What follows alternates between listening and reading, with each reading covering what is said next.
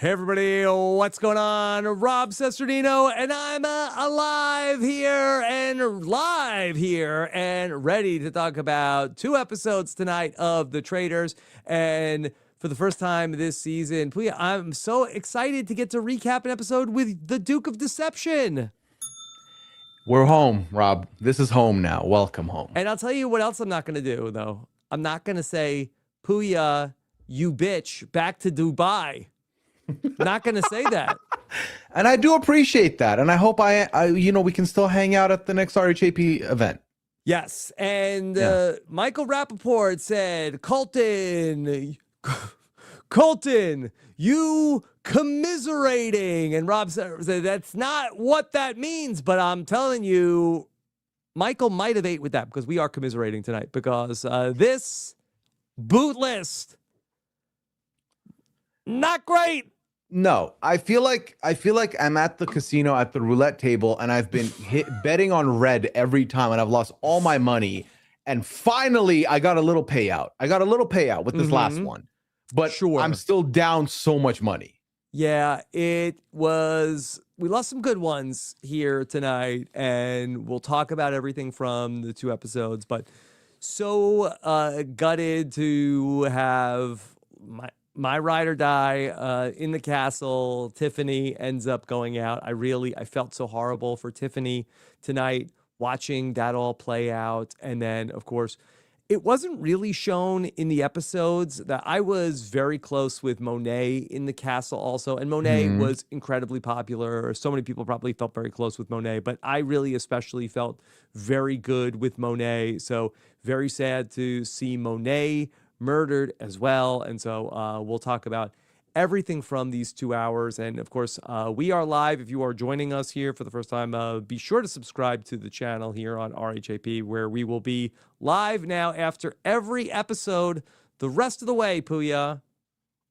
Yeah, rest of the way. And like low key, we're about almost midway point because of how many episodes we've gotten in 2 weeks time. So we're getting there. So, yeah, we're 5 episodes through of the, I think, 12-episode run of the show. So, this is going to be it's going to burn bright but burn fast, much like my time in the castle. Yeah, and as long as we leave it with being like, okay, that was sweet. I was left with wanting more. I can live with that. As things stand right now, I'm feeling a lot of things about this season. And honestly, I've had a good bit of time now, Rob, and getting to talk to you for 3 hours extensively about your journey really was the closure that I needed to be like, all right, if I remove the Rob out of this season, how do I feel? Yeah, and I think I've been able to do that extraction in my mind.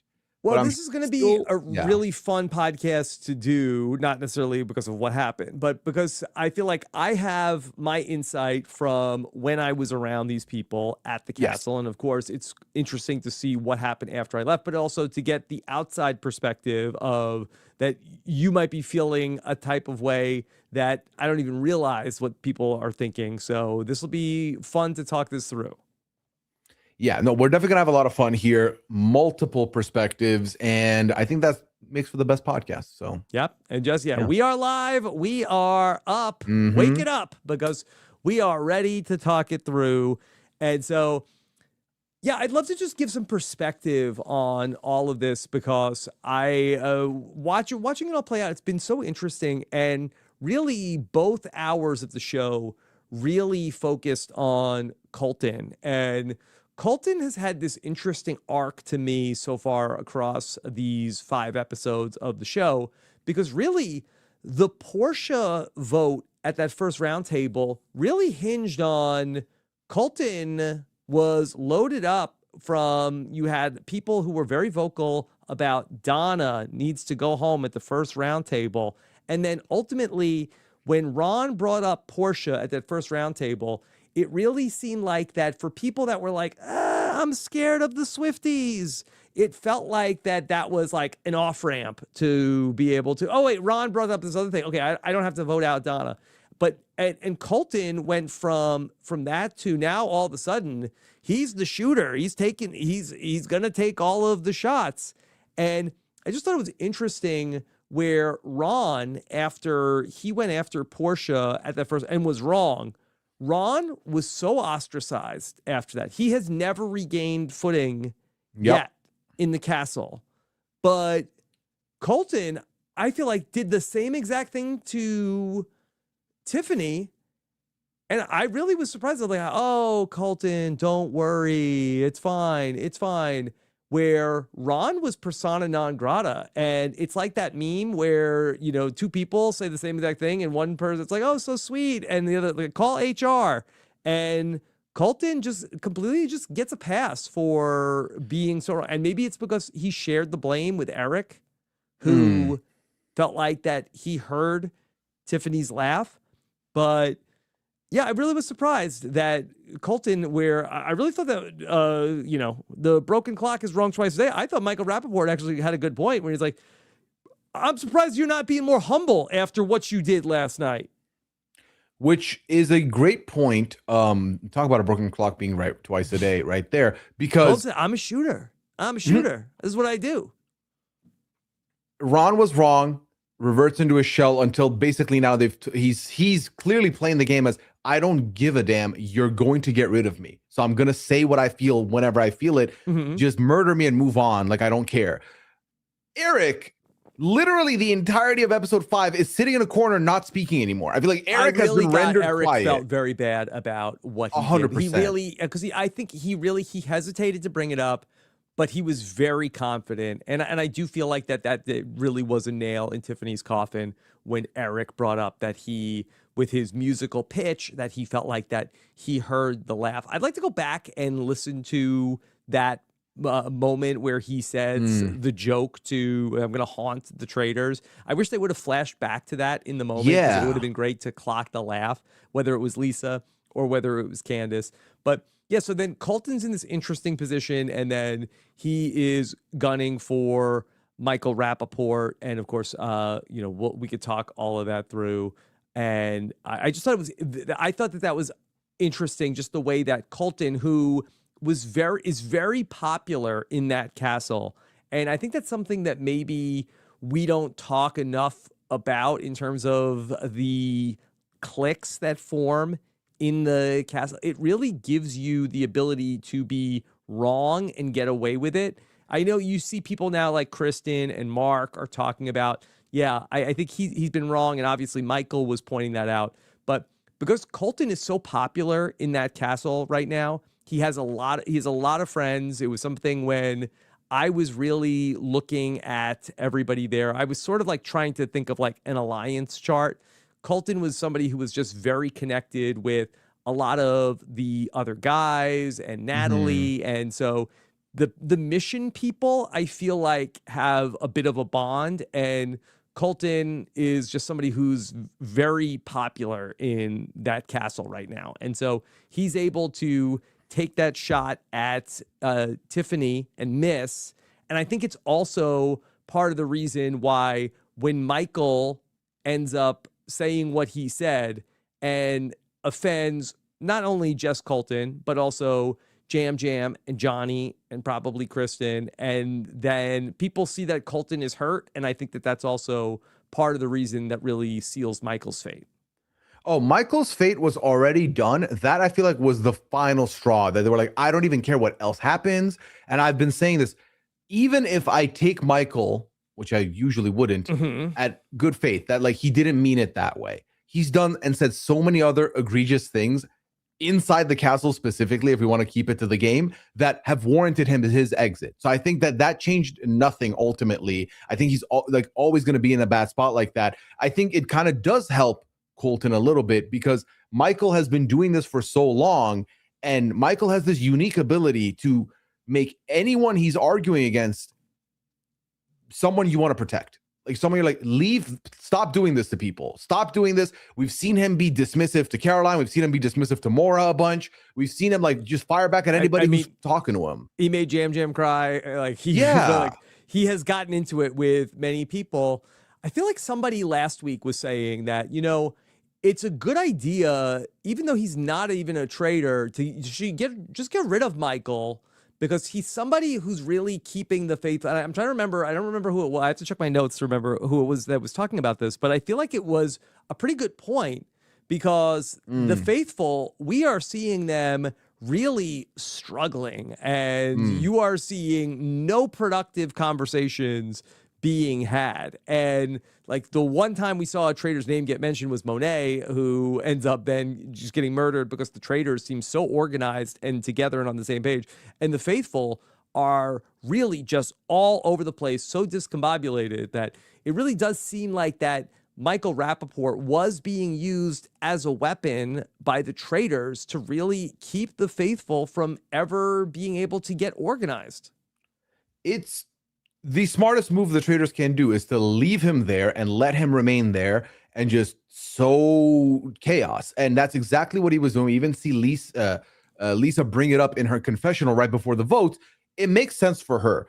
On the other hand, for the faithful, I think it kind of is a little bit of a thing that can make sense in a couple of ways. Number one, as long as I can win a shield, if Michael's there, I don't really have to worry. He's going to distract people. My name's not coming up anyway, so I'm all right.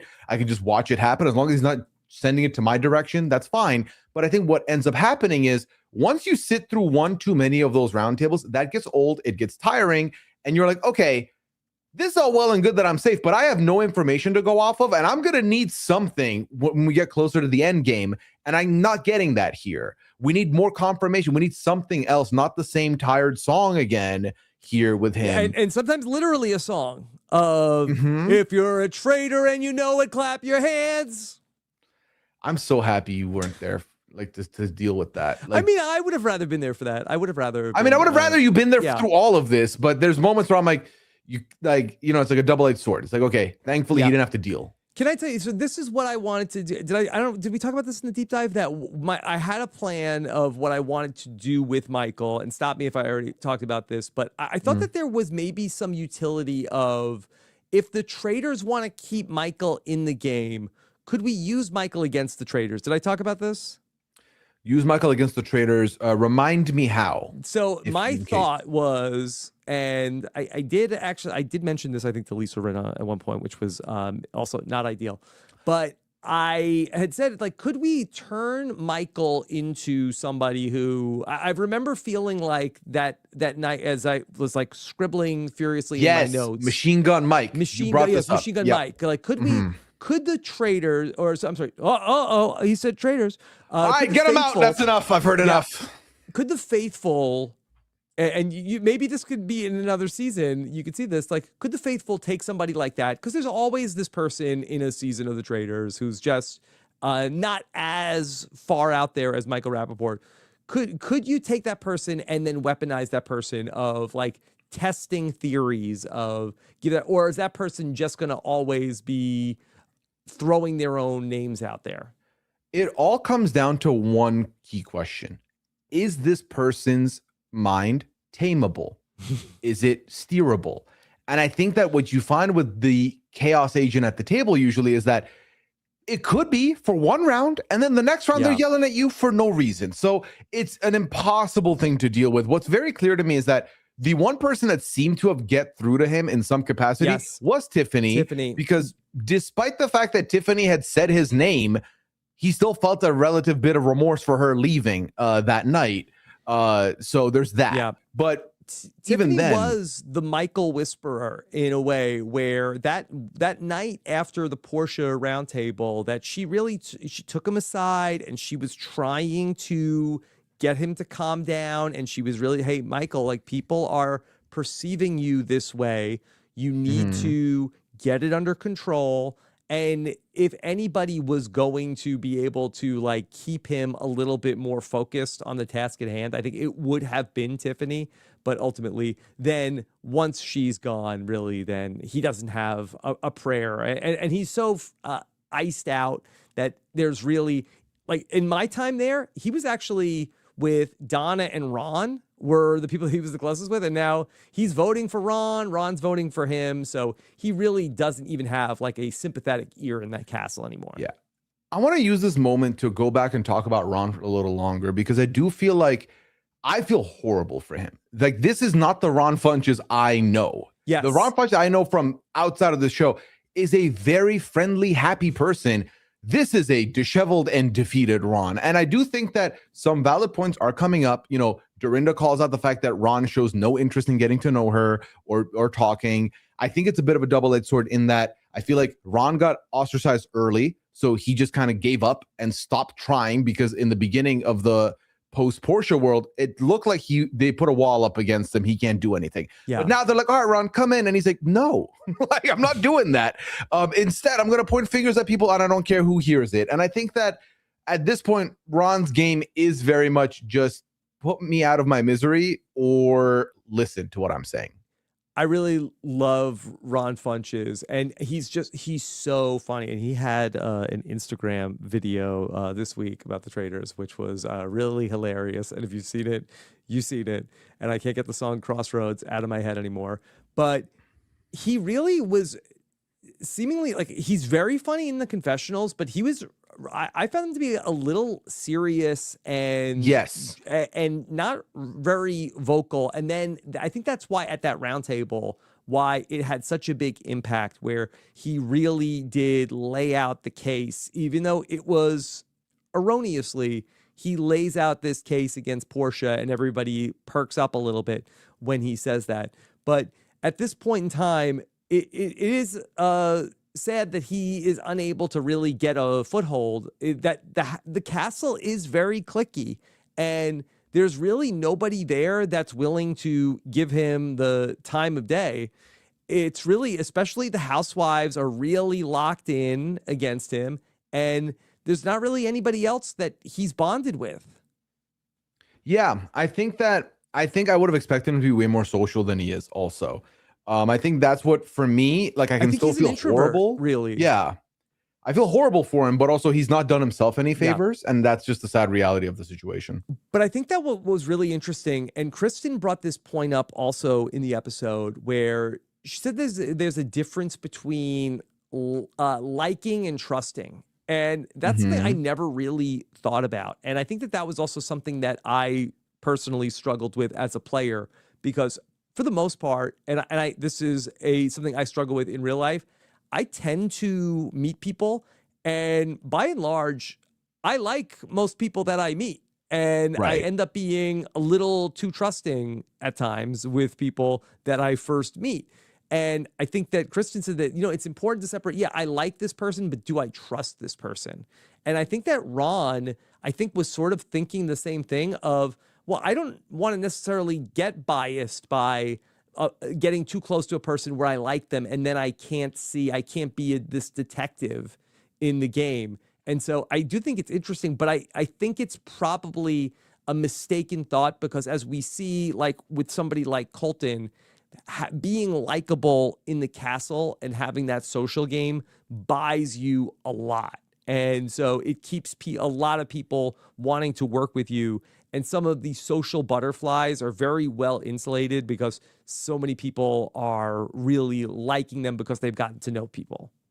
I think that is why the name of the game for the Traitors truly boils down to that. It's all about being social enough that people like you and then trust you, because you're absolutely right. Most people have a hard time divorcing the two. I think if I don't like somebody, it's going to be very hard for me to trust them. Like, it just is. And I think that's it might be a learned skill more than anything. But I think someone like Colton benefited from a couple of things. Number one, he seems more extroverted than Ron Funches, meaning he's rallying people. He's still talking to people, befriending no matter what. I think also for him, so Rob, I need you to clarify this for me, because he very clearly, or at least the show with the confessionals is telling us, he gets the claim for the rallying the Donna votes, which I feel like that. Yeah. I don't know if I said this, but I did a lot of interviews this week.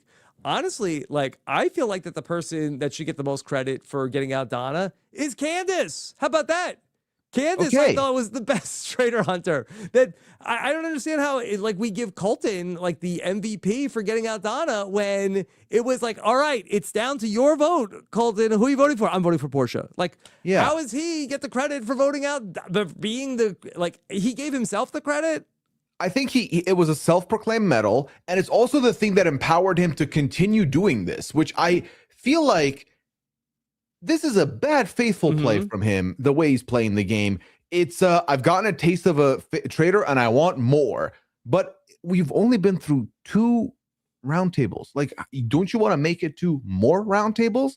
Or now he's pushed a vote that was incorrect very poorly on Tiffany, who definitely, no matter what people felt, did leave with people feeling so bad for her. Well, you know, I forget if it was Wayne Gretzky or Michael Schott, but you miss 100% of the shots you don't take. And most of them. The thing about Colton is that he's either right or wrong. And so he's not deterred from, so I guess that there's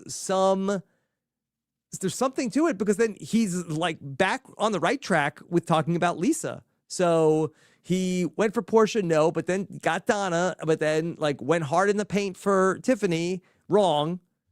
Then also Michael, wrong. But now he's like, well, I got to keep going. And like, how about Lisa?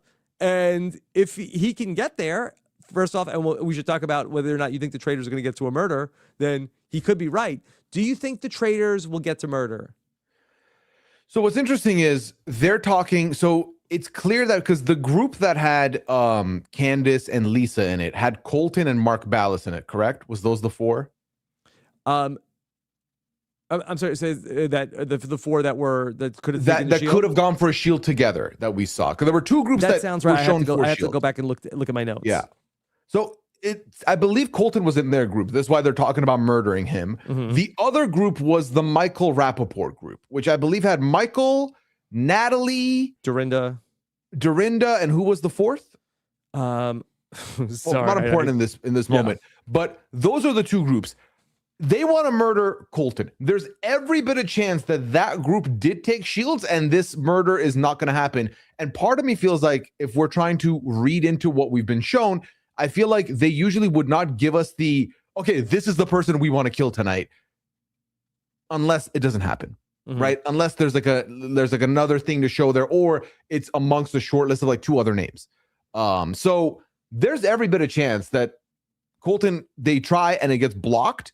That's interesting. Do you think that it will be, if it doesn't happen, do you think that they're going to put in their murder and then send in the letter, and then they have to go to breakfast, and then they find out? Or do you think that Alan, and we'll see if he changes his outfit, comes in the door like, traitors, I have some news, like, and then he will tell them in the turret?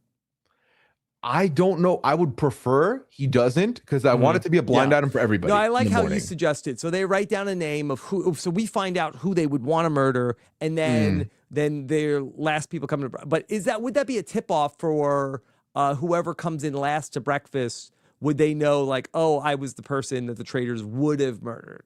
So I don't think so, because you gotta, I mean, maybe in the moment, yes, that could be a bias that they play with. But for me, it would be like, okay, so the production team went to bed that night being like, okay, no one's dying. What order do we want to bring this in to like spice it up? I'll tell you something though, that it did affect me a little bit, where you know, I was so worried when I was in the first or is in the group of people that were marked for banishment. One of the things that made me feel better in coming in is that there were 2 groups of the people that were marked for death that came to breakfast, and I was in the first group. I didn't know what that meant. I didn't know that I wasn't on Donna's secret traitor shortlist, but I took that as I wasn't even one of the people the traitors were thinking about that first night. So I really did feel, after they took out Ian and I wasn't in that first group I wasn't in the last group of people that came to breakfast, I did feel a little bit better about my standing in terms of the traitors gunning for me, because I felt like that it was not down to me or Ian and another person. I was with, you know, Dorinda and Ron and Donna Kelsey. So I was feeling good. Yeah, I mean, that would make you feel good, 100%. Yeah, so I mean, not that good. Well, you were in the moment, maybe. that day, like I really was, you know, really, you should have seen the surprise on my face when I went got that letter the next day of like, what? I don't want to relive it. I thought I was good. Too soon, Rob. Too soon. Yeah, so I think that's ultimately what we're gonna see. We're gonna see everyone go to breakfast. And then they're going to have it from the Traitors POV of like, oh my God, did it work? Yep. Did it not work? And then either everyone's celebrating or then like, oh my God, Colton's gone. Which I think there's too much for me that leads to, I don't think Colton's gone. I don't think a murder happens. Because Rob, what did you think about the trio of Kristen Kish, who, by the way, great coming out party for Kristen Kish on the show. I feel like we've not seen Kristen for the entirety of the first 4 episodes. She made was happy to see in her. the first episode. With the big kitchen knife, yes. So we see her, Mark Ballas, and Eric Nam potentially forming a bit of a trio, getting together here. What do you think of this? Bit of a trio, grouping? although they are barking up the wrong trio, as you know, the faithful like to do. Of like, hey, we are all in on one thing, and I will say that Kristen seems a little bit more convinced. Mark, as a player, is somebody who is, I think, has taken a much slower approach to things, where he has really been in the camp of, I want to build a case of like, where we see Kristen like, I swear to you, it's Colton. I know. Mark is talking more like, hey, let's keep an eye on him. Like, I think that Mark wants to build a book of evidence more so than just go after. And I do think that that is the better approach. I know for me personally, I thought Jam Jam was a traitor wrongly. And, but I felt like, okay, I want to keep collecting evidence on this. Like, the last thing I want to do is go into a round table and just start, you know, let's like start riffing on this. Yeah, I think that, I mean, we've literally now seen how many times this season alone, the amount of little evidence that they immediately find evidence and then they run with it, and it's been into a brick wall. Yes. So the round table is turning into a bit of a circular firing squad in terms of just, it's amazing that just the names that are being floated around. And, you know, at the end of the 2 hours, you did get where Colton starts talking about Lisa, and Monet did mention Lisa's name and then was promptly murdered for saying that. You are just hearing the names, you know, Ron, Michael, Colton, and you were just like, so the only other person that even like mentioned a traitor correctly tonight was Michael Rappaport, who said it's got to be one of the 3 hunks. Which he said that. He said the thing about the housewives. I think if anyone did the metagaming to the most, it was him. But yeah, I think that I also want to give so my thing is, Rob, you left, and with it, my heart left a little bit from the castle, right? Yeah. I was kind of feeling I was gravitating towards this direction last week, and then tonight cemented it for me. I am Team Traitors. I am all in on this turret. These are the people I am rooting for, because when I tell you that it's a brutal boot list, but so far, every single murder they've put together has been on the money. Getting Monet, when Monet has said Lisa's name, and getting the confirmation of, did anyone else hear it? No. All right, let's do it. Love that. That was clinical. Yeah. Brutal for me, but clinical. And, you know, I feel like this is our first turret without a gamer there. A lot of people have been saying that they're not going to know what they're doing. They're cooking. They're doing pretty good. I wanted to ask you how you think the Traitors have been doing. I think that, and I said this in my exit press, that I really, I have no sour grapes, because the Traitors, I have been very impressed with them. And I know in the first week, people were like, but Candace, she's doing too much. She's being messy. Well, I feel like that you didn't get that at all tonight. And I feel like that, if anything, it was like a little bit now, oh wait, is Lisa being a little messy? But Rob has, there hasn't been one thing yet that you say, okay, well, he's doing something wrong. He's actually, you know, been the traitor that has left like no details whatsoever. Candace, I think, is amazingly insulated in the castle. I don't think anybody is talking about her as a traitor. And I thought Lisa did an incredible job with we saw that she almost got caught in the Sam Asghari trap. Yep. Which I talked about on stream tonight. The emerging strategy that Sam Asghari put together last season, coming full on here where they did the evidence check of, hey, describe as many things, and they had their questions ready. This batch did. They were ready to like pepper them with every question. I did feel like Lisa over explained and over described, but it's hard to know what other people have answered. So you're just going to try and answer to the best of your ability. But I feel like I would just give them what they're asking. Yeah. Not more, not less. She really was able to come through, though. And I feel like that was probably the best moment for the faithfuls tonight, was that they thought, and I think that was Monet, who was the person, Monet, who's a really smart person, said, okay, let's make sure that we quiz them on everything. But let's go back through everything from the episode tonight. And we could talk about that breakfast. But yeah, I have to say that in my short time at breakfast, I didn't know salmon was such a hot item. It looks like that's the meta, Rob. That's the meta. I asked you about breakfast on the deep dive. You said aggressively mid. You said you had a croissant. I was like, I'm messing with that.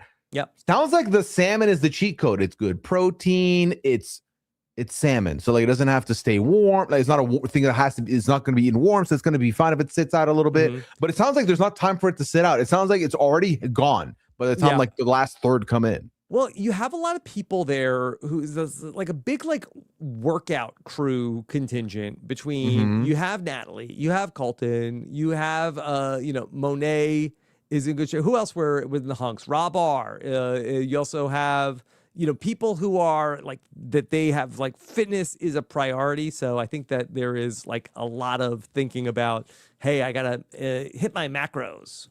Listen, I'll be on the record. I eat salmon. Not that fit, but hey, it is good macros. That is absolutely true. I don't know. I've never been, and you and I, this is funny because I feel like you and I have, there's literally a clip of us talking about this a couple of seasons ago, but I did say you give hard-boiled egg action. And like, I think that I still don't hard-boiled egg. That's not my jam. Yeah. What was the clip that we were talking about? That I seem like a guy who eats hard-boiled eggs? Yeah. You look like you seem like the type of guy that'd be into a little hard-boiled egg action is what I said. Yeah. And that feels hurtful. I don't know why. You didn't seem hurt when I brought it up. Because you did seem upset about it, and then you confirmed that you were, and I was like, well, then why are you upset? I love a hard-boiled egg. I mean, look, I'd love a hard-boiled egg. I love an egg in a frying pan. Look, you can't go wrong with an egg. You can. Phaedra, egg. I love some egg, but not all the egg. Yeah. All right. So let's talk about this murder in plain sight, where Caroline ends up being the victim of the first murder. Caroline, we didn't really see a ton from her. In my experience, I do feel like that she was very active in the castle in terms of, I felt like that she was somebody who was trying to keep the housewives together. I think she was somebody who felt the same way about the housewives the way I felt about the gamers.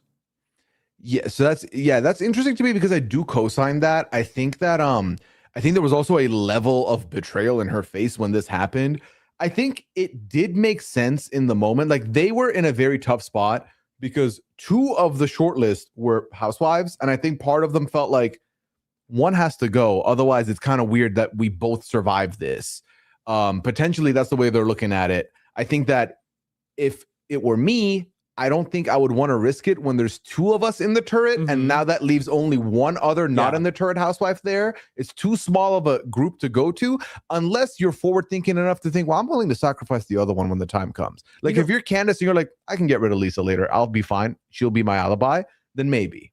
It came up this week because Portia had done a lot of exit press. I was watching some of Portia's interviews, and Portia was disappointed that Lisa voted for her. And I think she said that she was going to break her lip liner that she had, the Lisa Rinna lip liner. So she was disappointed that Lisa went against the sisterhood of the housewives. I know also Caroline was hot that night, where after the Portia roundtable, she was hot, and she was also, I think she was pissed at Colton. She was convinced Donna Kelsey was a traitor, and she really was like very much leading the way. She made it clear she did not care about the Swifties at all, Caroline Stanbury.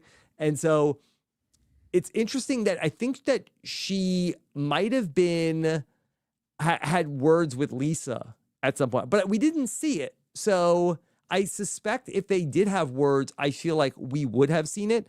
I thought it was very interesting when the Traitors got back together. We didn't see Candace and Lisa get into it, because in my head, I always imagine that, oh my God, I can't believe Lisa voted out Portia. And then when I found out they were both traitors, I was like, oh, I bet in the turret, that's going to be huge, great TV when Candace gets a hold of Lisa for doing that. It didn't even come up from what we saw in the episode. And I do wonder if Lisa and Caroline might have had some kind of feelings about that, because I know Caroline was hot about it, because out of nowhere, you get this where Lisa sort of just comes for Caroline, not even like, she says, I'm sorry, this Caroline starts, Rinna, you bitch, she says, right? Yeah. And Lisa does not look sympathetic or upset, which I feel like we've typically seen traitors be very harsh in this in plain sight moments. But then when Caroline's like, oh, well, we'll meet up in BravoCon, I guess. Well, okay, so Caroline says, Rinna, you bitch. And then Lisa says, go back to Dubai. and then she says, well, see you at BravoCon. And Lisa was like, you won't. Yeah. Nope. And I think a lot of people were like, well, what does she mean by that? Because I know Caroline Stanberry was at BravoCon, but it's I believe Lisa was not. Yes. Is Lisa Rinna like, I wouldn't be caught dead at BravoCon? Is she too cool for BravoCon? Well, I don't know. Technically, I think that she is a retired housewife. So maybe, I don't know, maybe Lisa doesn't want to go to BravoCon. It's possible. She might have just been busy or had prior engagements. But I do like when she was like, why? And Candace was like, you talk too much. That's what you had to leave. You talked about, which you're saying that she was very active. The show didn't really show us all that much. So I'm happy to see that is faithful, confirmed. and she was somebody who was really going hard. I don't know if she was ever going to catch on to Lisa and Candace. I mean, it's also possible that she might have been thinking metagame where, okay, I was a victim of this. Right. I felt like, okay, well, I think that one of the gamers is probably a traitor. I know it's not me, so it's probably, and I'm looking, and I don't think it's Tiffany, and so I was looking at Natalie and Jam Jam, and Natalie didn't make as much sense to me as Jam Jam did, but now Portia's gone. If you're Caroline, and it's like, okay, well, I know one of the housewives must be a traitor, and so now Caroline's like, well, it's not Portia, and I know it's not me. So now she's got a 66% chance if she ends up talking about one of the other housewives in Dorinda, Lisa, or Candace. Yeah, I think these are all great points that do end up making sense for why Caroline was the sacrifice here, basically. Also, it sounds like, based on what the audience is saying, Lisa's last stint at BravoCon did not go favorably. So, yeah. She might have been like, I'm not doing this anymore. So Kristen ends up being the person who ends up coming back in, and she realizes that she has survived this brush with death. Yeah, Kristen, I feel like kind of comes alive after this moment for me, at the very least. But what I found interesting, Rob, in this cross-examination they were doing of everybody, when I was watching Lisa Rinna over-explain, I thought, this is going to get you caught. Everyone else is going to keep it simple. But then it somehow still landed back on Ron's front door when they were like, Ron didn't bring up an axe. That would be a pretty big thing to leave out. Which it's so tough because all the information can be there and you can still, like, Ron, I think to them, and this might be my piece now, I think Ron is a big what if distraction to them now, and they do need to get rid of him. The problem is Ron doesn't really fight back, which then allows them to cook up another theory and throw out somebody who might be more combative anyway, and then get rid of that person. Because I do think for as long as Ron is there, he's still going to be someone who they're going to pin a lot of clues onto and a lot of evidence onto when other things should be more clear to them, if that makes sense. It's so clear, like having been there and having like a little bit of sense of like who's popular and who's not. It's that Ron does not have any social capital in the house. Yes.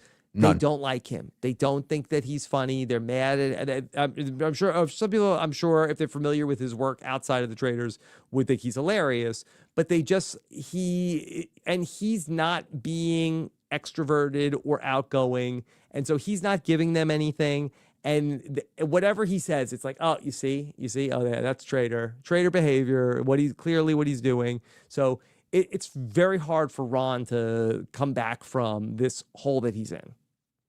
Yeah, I think it's just impossible to dig out. And I think when you don't have that social capital and now you're also firing off on other faithfuls and other people who do have social capital, that's only worse for you. And I think maybe the most damning thing he did was go out of his way to socialize with one person only and defend one person only, and then ultimately be the off ramp that people were able to take to keep Donna in, who ends up being a traitor, which I think makes it look very suspicious also. Right. But, one of the things that Caroline had come back from after Portia got banished, I remember her saying, she was like, you see, it's Donna, Ron, and Michael. Those are the traitors, where it's like the three of them that are together all the time. Those are clearly the three traitors, as the traitors will do in the castle, of just like be together and be the three people that are pushing for the same thing.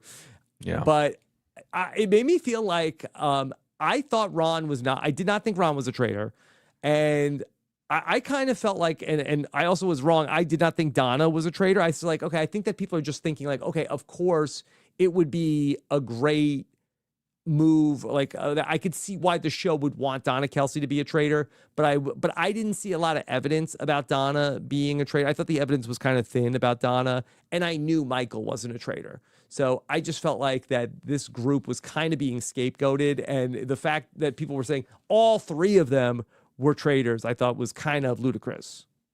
Yeah, and my big qualm is this is a great reason to just remove three people from the pile and get yourself one step closer to the end game. So I'm fine with that.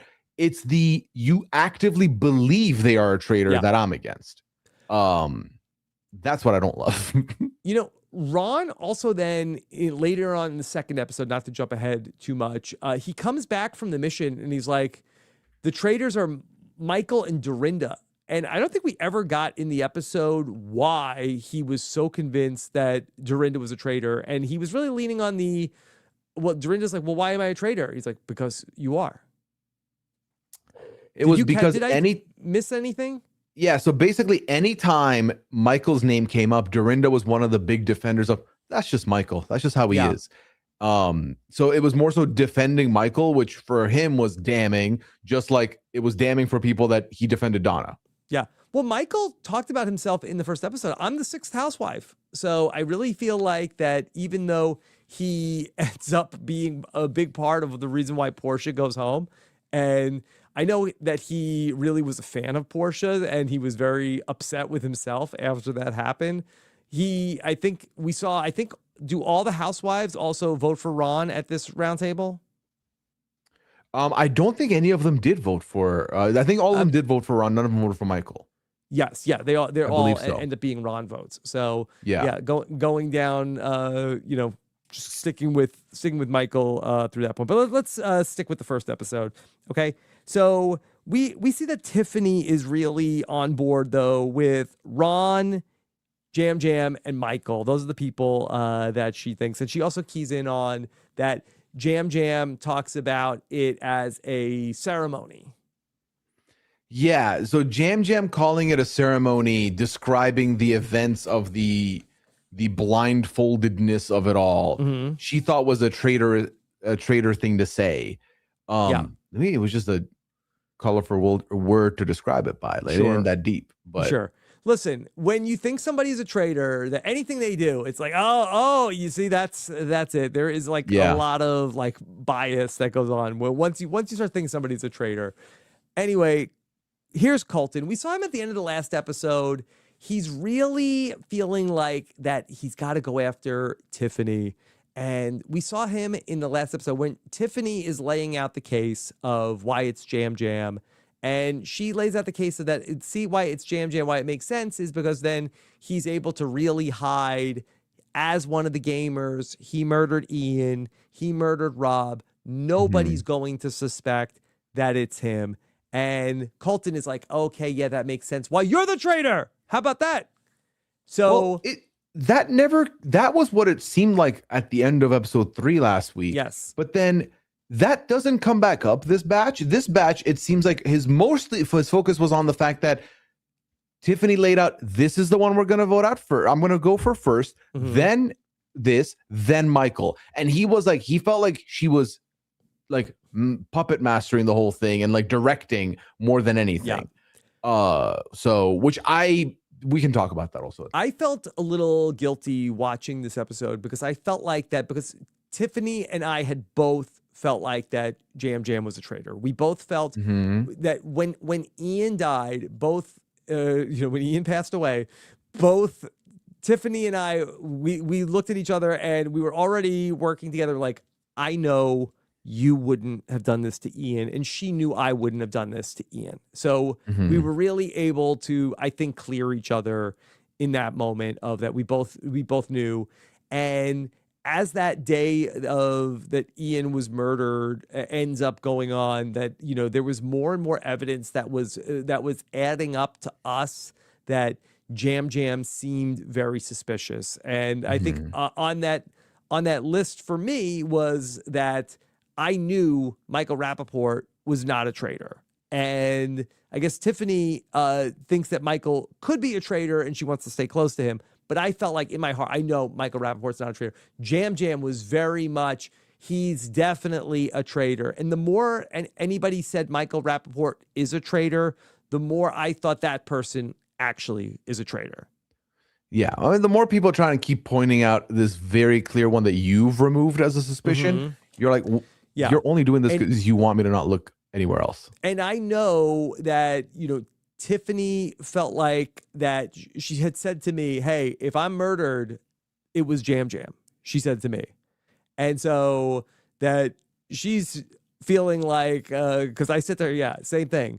And the fact that I am murdered, I think then is making her feel certainly more in the camp of that Jam Jam is a traitor. And so I feel bad for, helping to corroborate bad evidence that, ends up hurting Tiffany.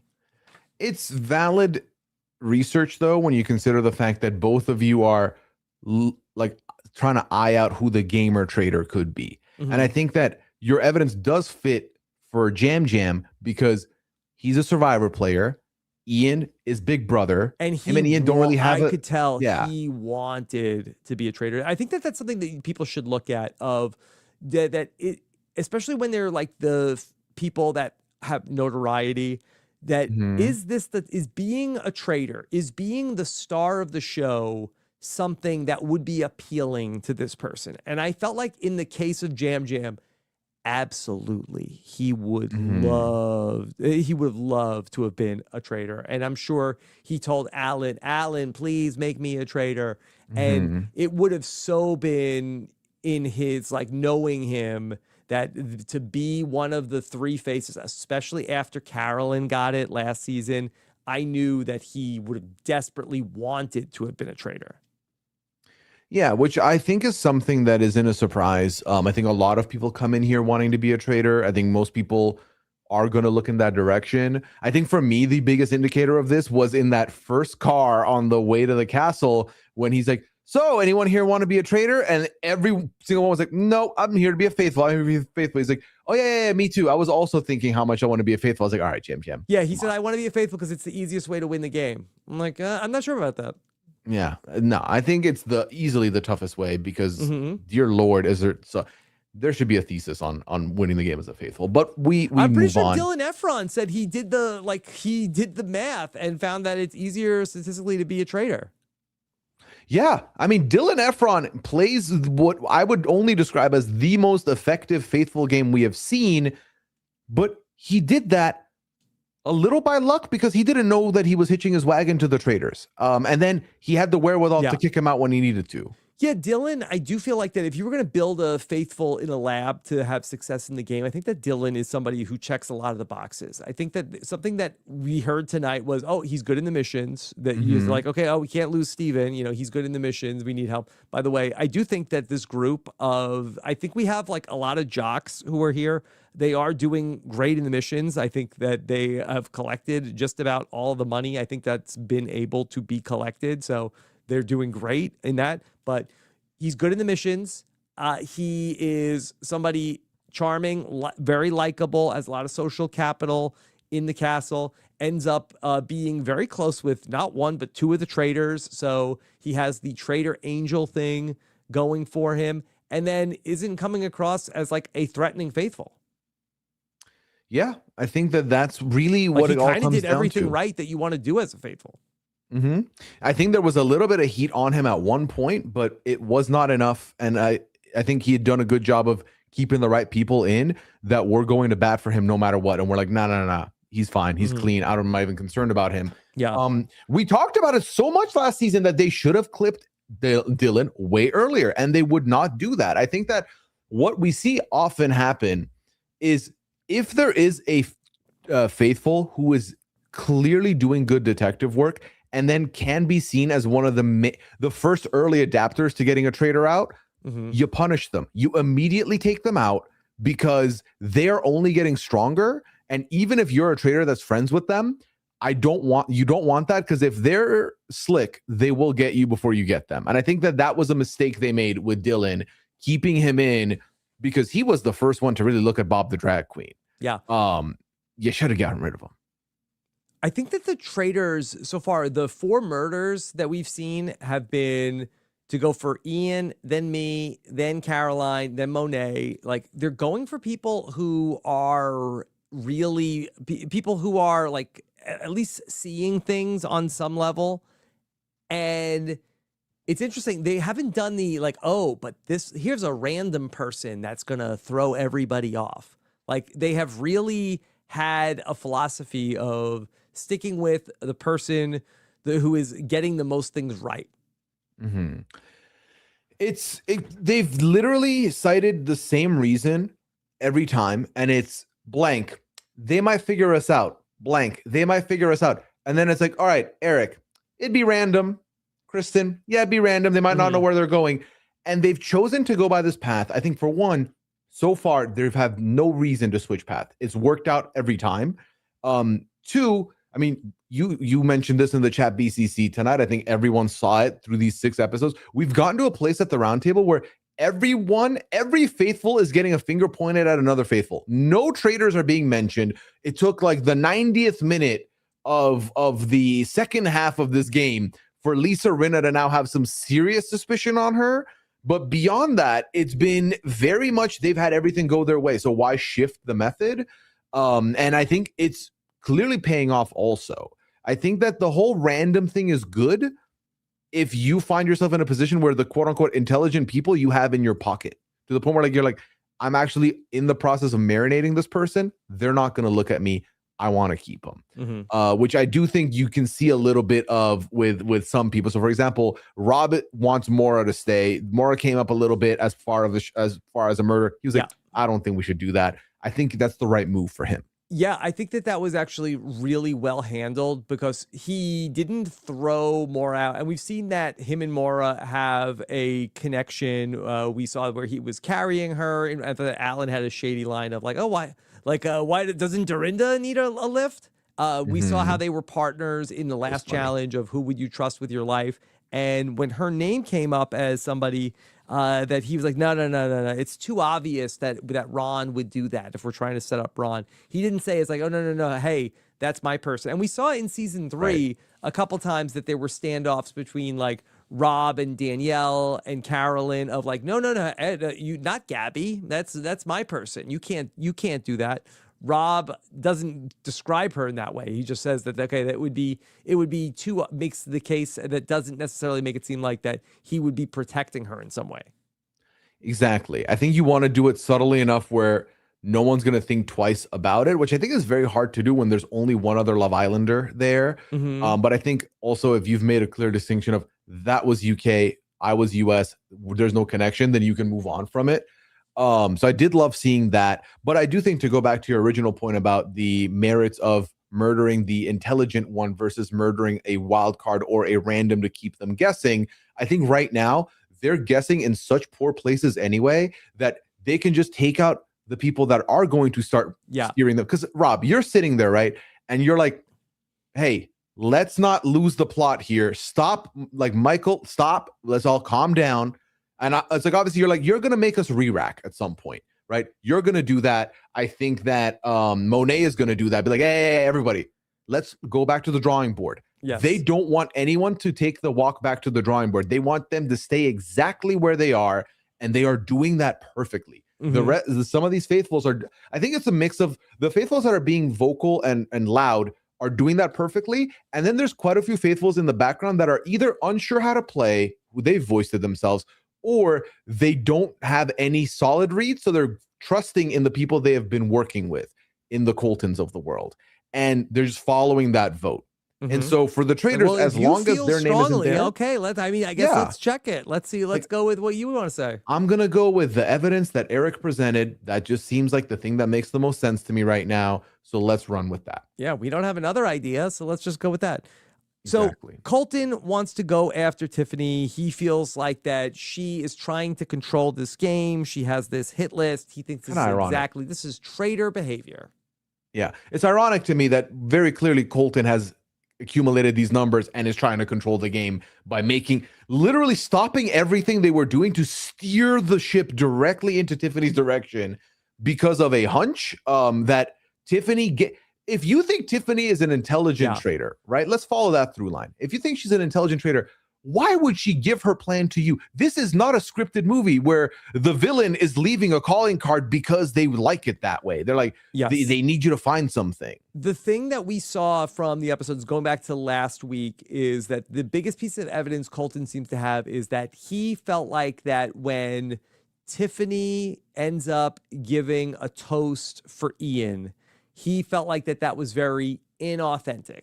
That he felt like, oh my God, spare me. Like, we all know. And I will say that this does happen quite a bit on the Traitors across all the franchises I did not do that. I love Ian. I did not do this. But when you're like, let's raise a glass to this person. Like, people do not like it when you do that. No, I think that, listen, they did a toast for you and no one said anything. But nobody really led the charge of nobody stood up to say, here's to the great host of Rob Has a Podcast. Would it have killed anybody to do that? A plug would have been lovely. Yeah. We would have taken that. They were like, no, not Rob. Yeah. And then yes, it's Rob. But for Ian, Tiffany was very upset because Ian was he was nervous that it was going to be him. And they didn't really get to know Ian. Right. And she gave a really nice, heartfelt salute to Ian. But we've seen this happen across these franchises. People, they don't like it when they always think it's sus. And sometimes it is. Sometimes we even see where a traitor will do it. But I think that absolutely, Rob, you're on the money, because here's the thing, right? There are a couple of places where traitors have to act to belong. Number one, at the round table, when a traitor is announced, you have to selly that shit like you are the happiest person in the world that y'all caught somebody. But because everyone's doing that, you're not going to have the opportunity to really examine someone going over the top, because some people are throwing chairs around, they're hugging everybody next to them. I think the next spot that everyone's got eyes is breakfast. And I think whether you overreact, which we saw Lisa kind of now get wrapped up in maybe overreacting on the murders that are happening, but then this moment from Tiffany can come off like this is a traitor trying to really lay it on thick and kind of go under the radar by being someone who is like, I'm so sad, I'm heartbroken. And also, not for nothing, when someone does a speech, I think spontaneity is a true thing. I've seen you in so many moments have a big, not a speech, but like you'll say things that just come to your mind right then and there, and they sound so profound, and they sound like you may have thought about them for a long time. And I think Tiffany is another person who I could definitely characterize like that, who speaks from a place that is smart, intelligent, and also can come off like prepared a little bit potentially. But seemingly the person that seems like they're more focused on stuff like this right now is Colton. Yeah.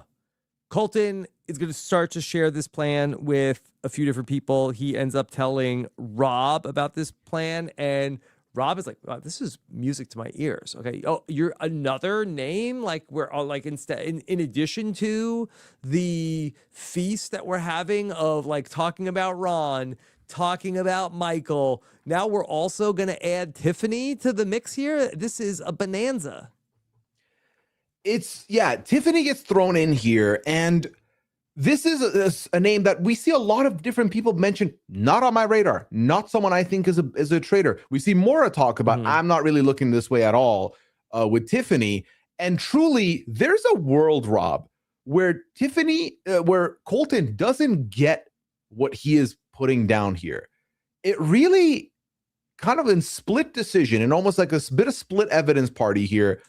Eric Nam emerges with what could be the smoking gun to the Tiffany banishment by saying, last night, while we were blindfolded, I made my spiel about how I'm going to haunt the traitors.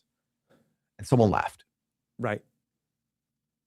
But he brings up that evidence at the round table. And as we saw with Ron, with Portia, like it does feel like that, especially in this group, for whatever reason, that this evidence that gets revealed at the round table, and we see this in Survivor in the final tribal council, like, oh, you didn't know this, but I had an idol. But like, oh my God, you blew my mind. And when somebody is able to come to the round table with like new evidence, it does feel like that, oh, okay, well, that's, like Perry Mason. I don't know if that's I'm too boomer of a reference, but that's the case closed. Oh, you had this evidence that you had that you shared this. All right, that's it.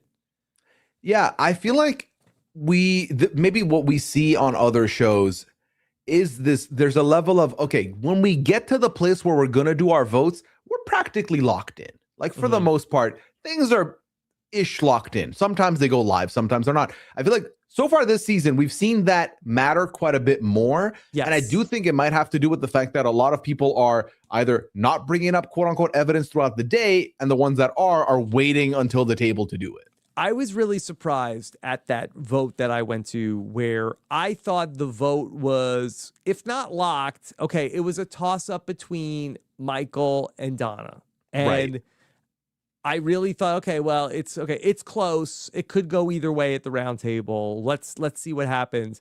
I would have never thought in a million years that Portia all of a sudden was going to get, I forget if it's 9 or 10 votes at the round table. I knew there were 3 votes for Portia. So I thought, coming from Survivor, people go to tribal council and their votes are locked in. There are not many times in the history of Survivor when votes change at Survivor tribal council. So I was actually a little surprised, and bad job on me by coming in and not knowing that this was going to be the case. But I really was very surprised. I think that there's a couple things I think that there are people that are easily swayed. People like don't have their minds made up. And I also think that there are people who, especially in that first round table, like there are people that are like looking at their neighbor and okay, oh, you're writing Portia? Okay, I'm going to write Portia. Especially down on that side of the table where Ron was like, hey, stay with me. Like, don't, like where I think there were a bunch of Portia votes in a row. I think that, I want to say, I think that Steven and then Ron and then Maura and then Donna and then Colton, like, there were a lot of Portia votes there.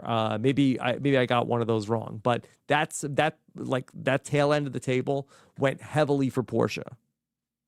Yeah. And Tara also ended up being a Portia vote. Mm-hmm. Yeah, and I think that there's definitely quite a few faithful this season who, not saying they don't know the game necessarily, not saying they don't have their own thoughts, not saying any of that, to be very honest.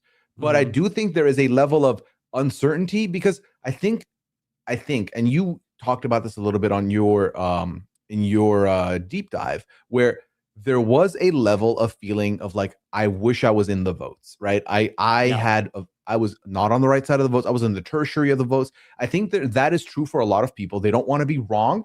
And in the event that they are wrong and the person they banished They do not want to be the person who pushed that name. But if they were one of like 13 people who was on that name and also kind of was like, well, I didn't know, and this person really was like telling me to do it, they're going to go in that direction also. It's kind of a, it's not me and it's not on me. I can't be blamed. And it's kind of a free thing. As I can attest, there's a danger in being not right on the vote. And that I did not think that it would come back to her. I really did think that Michael was going to go home at that first tribal council, but because I ended up voting for Michael, who stayed in the game, it ended up setting up a scenario where Donna was trying to frame Michael and ends up then, my name gets on the short list as one of the people to try to be able to frame Michael Rappaport for my murder. And so it is really important to vote right, which does then contribute to the groupthink. It does. And I do think that, you don't want to leave any breadcrumbs for a traitor to use against you or for faithfuls to use against you. And I think voting either rogue or voting in a minority. Tribal council instead of the round table. Listen, I've been to more tribal councils than round tables, chat. Okay. Let him say what he wants. He's been through enough. 12:16 a.m. Okay. Yeah. Also, shout out to Rob. Honestly, I want to thank you, Rob, because I know that it's later. And I appreciate you doing these live. I'm having a blast. Listen, I love it. You think we're wrapping up soon? We got a long way to go. Absolutely not. I just want to acknowledge that I know you're the first hour. I know you're an early sleeper, so I do appreciate you staying up with me. I am more of a morning person, but listen, I am on adrenaline, baby. This is so fun. Oh yeah, we're having a good time. All right. Let's talk about the challenge. And it was an interesting challenge where we were in groups. And actually, there was a little bit of talk on the way to the mission where Monet tells Candace, Rob, Tara, and Colton that, Monet tells Candace, Rob, and Tara that Colton wants to go for Tiffany. And Candace is in an interesting spot. And Candace is like, well, no, I don't want to vote out Tiffany.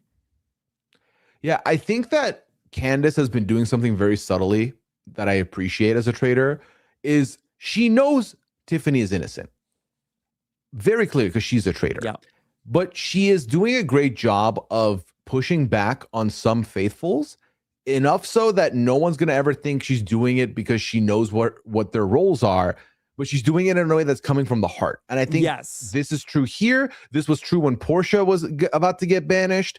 I think she did a good job with you and not wanting your name, like to go into your coffin, in your grave. And then I also think at the round table later with Tiffany, also there, she's been very subtle about it. And I do want to acknowledge that I do see it. It's very good. I think for Candace, this was a win-win. I think that, first of all, I think that this was coming from a human, heartfelt place of wanting to help Tiffany. Tiffany, we heard her in the episode talk about, listen, like, I really could use this money. I'm a single mom. She knew, obviously, as a traitor, she knew that Tiffany was faithful. She knew that Tiffany was somebody who was on her side. Tiffany and Candace had a good relationship also in the castle. And so it would have been fine for Candace just to throw Tiffany under the bus. Like, there's a version of this where Candace is like, oh, great, Tiffany is going to be banished at the round table. This is perfect for us, the traitors. And Candace is pushing back on it in a way that, people could end up, I shouldn't say that it actually ends up being like kind of smart, because it makes her look less like a traitor, because she's wrong about, she's like trying to get it from Tiffany being banished to Ron being banished. I think that with Candace here, I think it makes sense, because also the last thing you want, Rob, as a traitor is to and pile on a name only for that to be wrong. And then people be like, why was Candace so quick to jump on that? And to just agree with that immediately. That's a jump on it. I feel like that is like the train has left the station on voting out Tiffany. She's like the one dissenting person to say like, no, not Tiffany. Well, I do think that there is merit there, because I think you have to look at Ron at some point and realize, because he's so obviously, this is before Ron then throws out Dorinda's name next roundtable, but if I was in there, I'm getting to a place where I'm like, Ron is tapped out. There's no way a traitor is playing this game being this tapped out.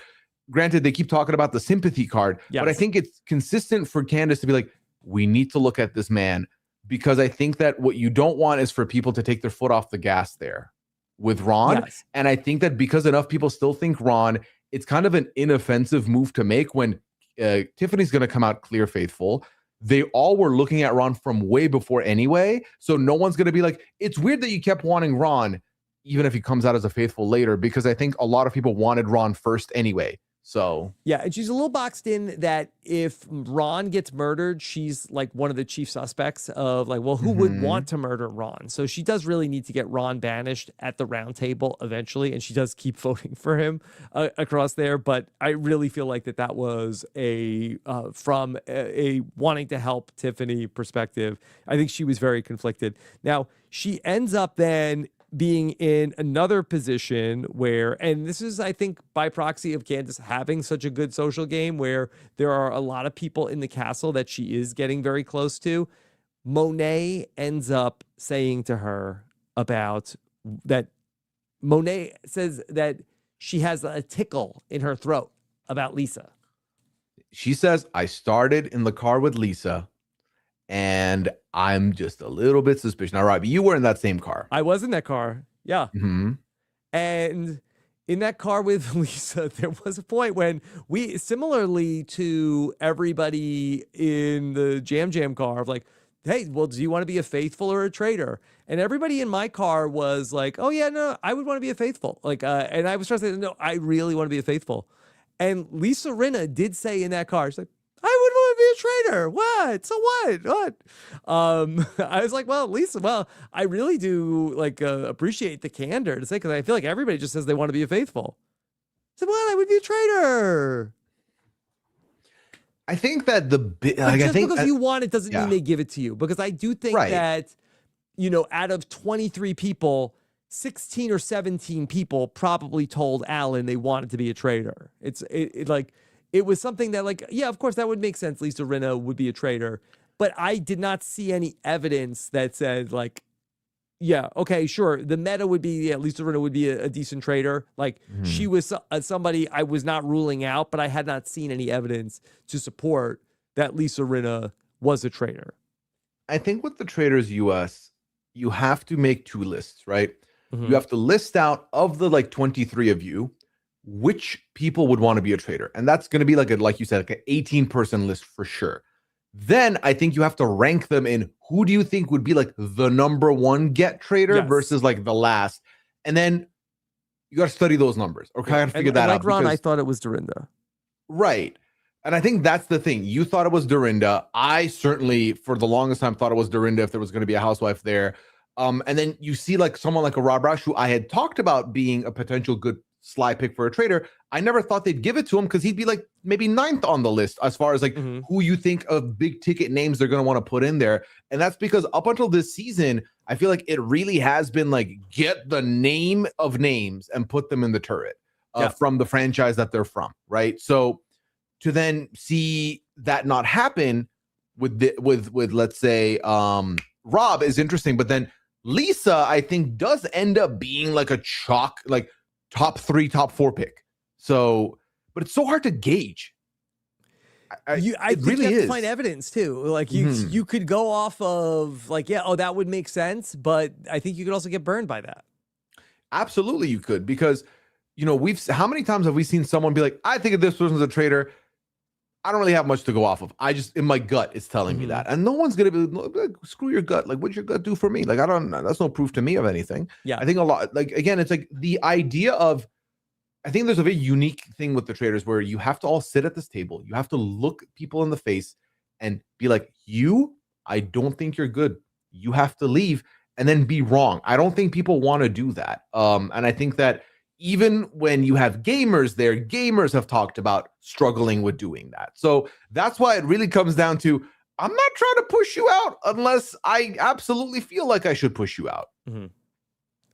All right. In the mission, we had 10, what would you call these things? Alan used a very specific word to describe these things. Oh, like the statues we're talking? Not the statues. This was like the burning. Yeah, that's what I meant. Yeah, Yeah, since we have statues later, it doesn't. You can't quite. Let's say pillars. the pillars. Yeah, pyres. I think they were. Oh, there you And go. yes, and so you had to yell out the name of the person that you didn't want to get the shield, and so we end up with a bunch of people. I'm not sure if we need to go through it person by person. I do think we had some interesting drama at the end of this where Mark Ballas has to decide between who should get the shield, Dorinda or Jam Jam. Yeah, they end up going with Jam Jam because Or who should not get who should get the shield, Jam Jam or Dorinda, and they choose Dorinda should get the shield and Jam Jam should be on the list. I'm not mad at this because to their point, Jam Jam is the one with suspicion on him. So even if he isn't a traitor, he's not going to get murdered. Yes, yes. So that seemed to make sense. But Jam Jam was very upset, cried that he was on the list of people to be murdered for the first time in this season. I will say that of the 9 people who ended up being marked for murder on the very first night of the game, not one of those people cried. Well, here's the thing. Let's put it in like this. Jam Jam at this point is one of 2 gamers remaining. The gamer he thought was a traitor turned out to be not a traitor. The other 2 gamers have been murdered, and it's just him and Natalie. And well, if Tiffany's you're not gone yet. You're right. I withdraw my thoughts. Yes, I withdraw my advocacy. In fairness, I've been murdered. Ian's been murdered. He feels very much like the gamers are being targeted, and so that's the case. But still nobody else cried.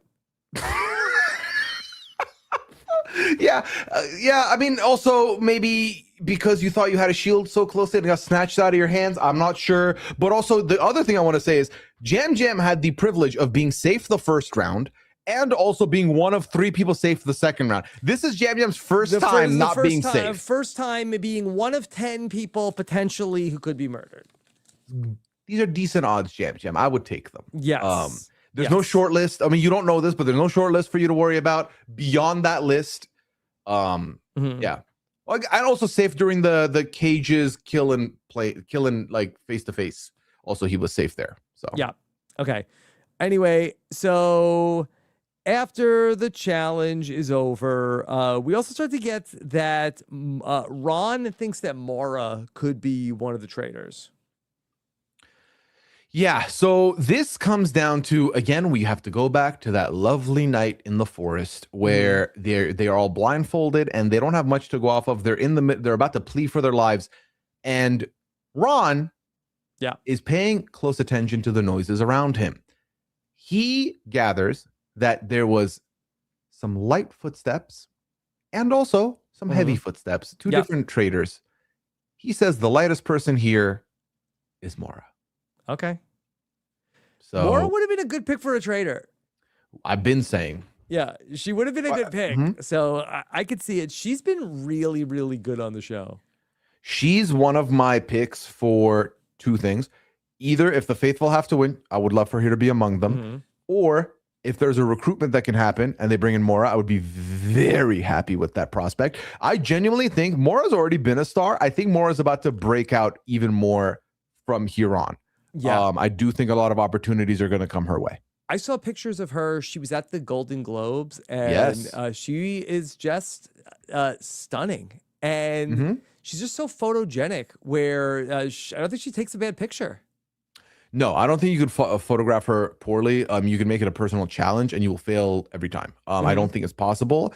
And like I said, she's been an absolute standout for me, and it's a testament to how much I've enjoyed her because we don't get enough of her, but she's been good the whole way through for me. So when Ron said more, I was like, Ron, I'm trying to side with you. Please don't push this narrative. I hope it doesn't go anywhere. And thankfully it didn't. Thankfully we're fine. Okay. So yeah, we don't have too much going on after the mission before we get to the round table. Colton is telling people that Tiffany, she said that she's going for Michael, then Jam Jam, then Ron. And so Colton tells Jam Jam, stay on her. Yeah, which, what do you think about that, Rob? I mean, Colton is building his support for, okay, we're all going to go after Tiffany at the round table. I don't like to see it. You see this ambush that's coming for your friend. I didn't like it. Yeah. I mean, a little manipulative, but I'm kind of, not to say I'm here for this, but I am. If you are putting together an agenda, trying to get people to your cause at any point is good. Sure. So for now, good. That part. I mean, is it manipulative if he thinks that she is a traitor and is like, she's coming for you too? So I don't know if manipulative is the right word, but I think in a moment where someone's clearly feeling their feelings, to be like, don't worry, we're going to get one. Like, it feels a little bit like, hey, come over here. Let me console you while I give you my agenda. Okay. So we go to the round table and Colton goes right in. Tiffany, you're the traitor that I'm going for tonight. And Tiffany, I think, is like, wait, what? What? I'm the traitor. Yeah, Colton does this thing that I think really irks me when I see faithfuls do. If I may get on my, arm back, quarterbacking from an armchair soapbox here. When the faithful acts very much like, you're a traitor. So how was it at the turret? How was it? Did you and they do it publicly like that? And it's clearly you're just like insulting the person. I don't stand for that. I don't like that at all. Especially when it's like they're wrong. Yeah. Traitor says like, what? These are moments that would be amazing if you do them 1-to-1 on the sly. You're like, I'm going to get you at the round table later. You're not ready. I know you're a traitor, but good luck though. Like that would be, that's aura right there. What you're doing here isn't. This is just you being like irritating. And also really, I feel like sets it up where, anyway, we can move on. So he's trying to make this case that Tiffany is going to, or he's saying that, he just says that she's smart, and she's like, well, I'm smarter than you. He's like, oh, you just said it. You're a traitor. He's like, no, that's not what I said. That's not what I said. And she does say that Ian and Rob were my number ones, and I wouldn't have killed them. And then Jam Jam gets into it. He's saying like, can I write her name down now? Nope. No, you cannot. No. I do like that there was clearly clarification of like, no, you put the chalk down, bro. Like you can't do this yet. Let everyone speak. It got very tough there for Tiffany. I feel like she was battling a lot of accusations, a lot of people who were ready to put her name down. And I think that it is not lost on me that, and this is something that I feel like is your worst nightmare playing this game, is being accused and then trying so hard to walk the fine line of being irritated personally, trying to defend yourself without coming up defensive, and trying to get on the offensive without being offensive. It's such a tough thing to do. This is the thing that I really thought that this was going to be my fate in the game. I thought that there would be a point, and maybe even the first round table, where people were just going to start throw out there like, well, you're obviously a traitor. And I think I would have been flustered by that. Like, what? No, I'm not. I'm not a traitor. I get mad when that happens. And then that's like, why, Rob. Oh, you see how you're being? That's like how a traitor would be like, no, I'm not. I'm just mad that you're saying I'm a traitor.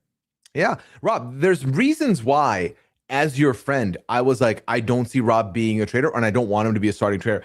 Remember you and I once upon a time played an org together back in 2020? And remember when we got to the final 5 and people were like, so we're voting Rob, right? To your face. And like the round started, mind you. They didn't give you a chance. They're like, we're just going to vote Rob. I saw the reaction you were giving. I knew it was better for me. I just let it happen. Yeah, but it's just like, what are you supposed to do in that situation? Especially when you're like, oh, people have made their minds up. Amazing for me. What am I supposed to do?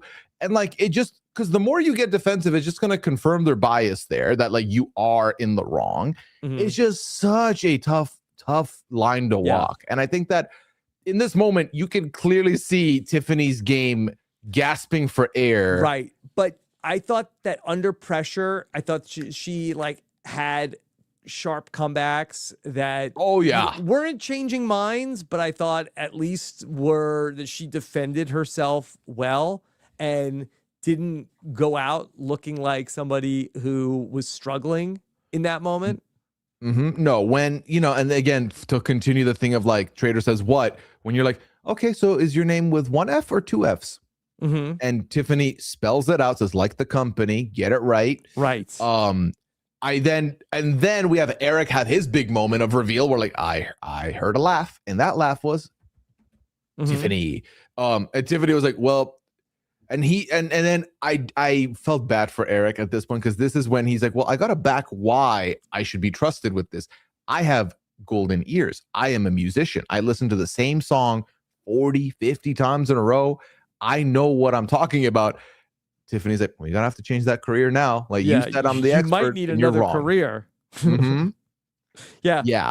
And Candace again goes to bat for Tiffany, and she says, look, this is exactly what happened with Portia. We're doing it again. And I think that this really does end up helping Candace as a faithful, where then she ends up being somebody like, she doesn't want to just pile on a vote, which is typical Traitor behavior. She's saying like, hey, let's not make the mistakes that we made at that other round table. So I do think that Candace comes away from certainly this round table and the next episode, I think, really in the good graces of the castle.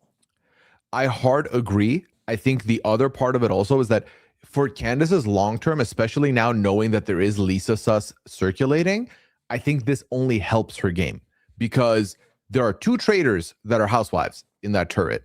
And if they look and go for Lisa first and they get her, they're not looking at, I do not think they're going to look at Candace for at least a little while to closer to endgame, so long as she maintains the level of gameplay she's putting out there. Yeah.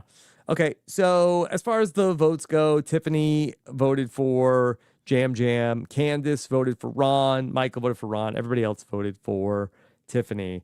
And I was surprised. Yes. What were you surprised about? That Tiffany vote, despite Ron being the clear other big name at the table, that Tiffany puts the vote on Jam Jam. But I think also, I say surprised, but I'm also answering my own thought, because I do think Tiffany really wanted to be like, if I leave, I want you to look at this person specifically. I think she does leave being like, this is me saying, this is the one I'm looking at, not so much Ron, despite it being a thing that could save me, so to speak. Yeah. And ultimately, she stands up, and I thought she had a great exit. I thought, she said, you should be proud of yourselves, and she said, you get what you deserve, and you don't deserve me. I'm a faithful.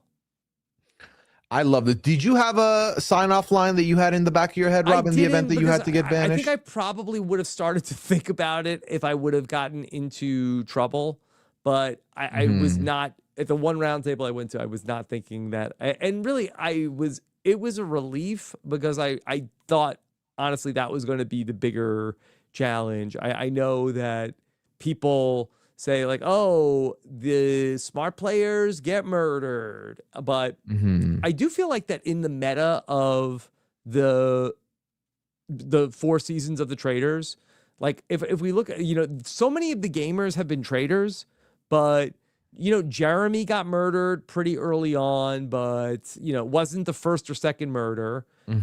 Johnny Bananas, with all due respect, it was not like, oh my God, he's a genius, we got to murder him because he's so smart. So, I mean, it was smart to get rid of him, but yes.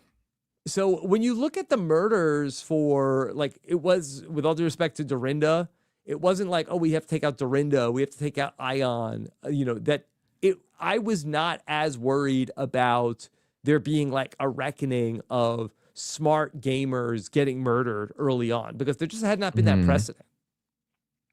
Yeah, and I think that that's the thing with the show, both being in its infancy and also, again, the amount of traitors that were in the turret from these like breaths, that why would you assume anything else was going to change? Derek got murdered episode 7, episode 8, like goes halfway. Wes is banished, not murdered. So I just had not seen so far. Like it was not something where I had been like, even in international season, Kevin Martin is murdered. Spoiler alert. Like midway through the season. So it wasn't like that there was like this rich history. Erica does get picked off in the first season of Traitors Canada, but there had not been, this real backlog of people where it's like, okay, the smart gamers are just lambs to the slaughter. Yeah, it's very interesting when you look at the boot list so far of the US3 versus US4. It is eerily similar. Just the one inverse is gamers and housewives. Mm-hmm. 2 housewives murdered back to back in 3, 2 gamers murdered back to back in 4. And then you still had 2 gamers leave after that as well. You do get 2 housewives leaving here, one through a murder, one through a banishment. Mm-hmm. So it's just fascinating to me that we're getting a little bit of a difference here, but nature a very similar thing. Yeah. Mm-hmm. Okay, but just to put a bow on Tiffany, that I really treasured my time with Tiffany at the castle. I had never met her in person. I didn't know her particularly well, but I just found her to be a player who really just was very simpatico with how I was approaching the game. I knew that we were there from the meta from last season. I felt like that we were going to have our work cut out for us in some ways, not to just like make the opposite point that I was just making. But I did think that like people were going to be accusing us of being traitors at the round table. And that's why I felt like it was so important for the gamers to stick together, because I felt like that we needed, if we had a voting block of 5, I felt like that served all of us at the round table in terms of keeping us safe. If we could just like keep our votes like off of each other, I thought that was something that would really help us. I felt like that she got that also. And she was somebody who really was looking for more places to talk strategy. Natalie, I kind of thought was going to be that person for me. Natalie, I think, is very loyal, but Natalie didn't really want to talk shop at the castle. Like Natalie, and she's doing great. Natalie Right. Natalie is ensconced in that clique of people who are talking about the missions and the salmon. She's right in there. But when it came to like game talk, I don't really think I had one serious game conversation with Natalie at the castle.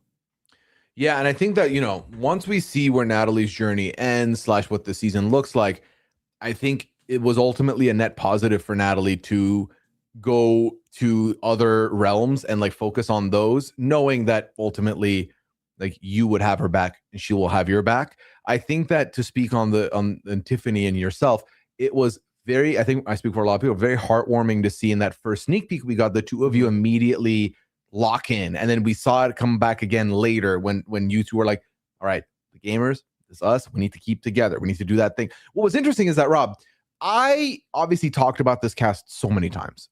So I apologize to anybody if I don't have receipts, don't know where this came from. It could have been from my stream. It could have been from one of the many preview pods we did.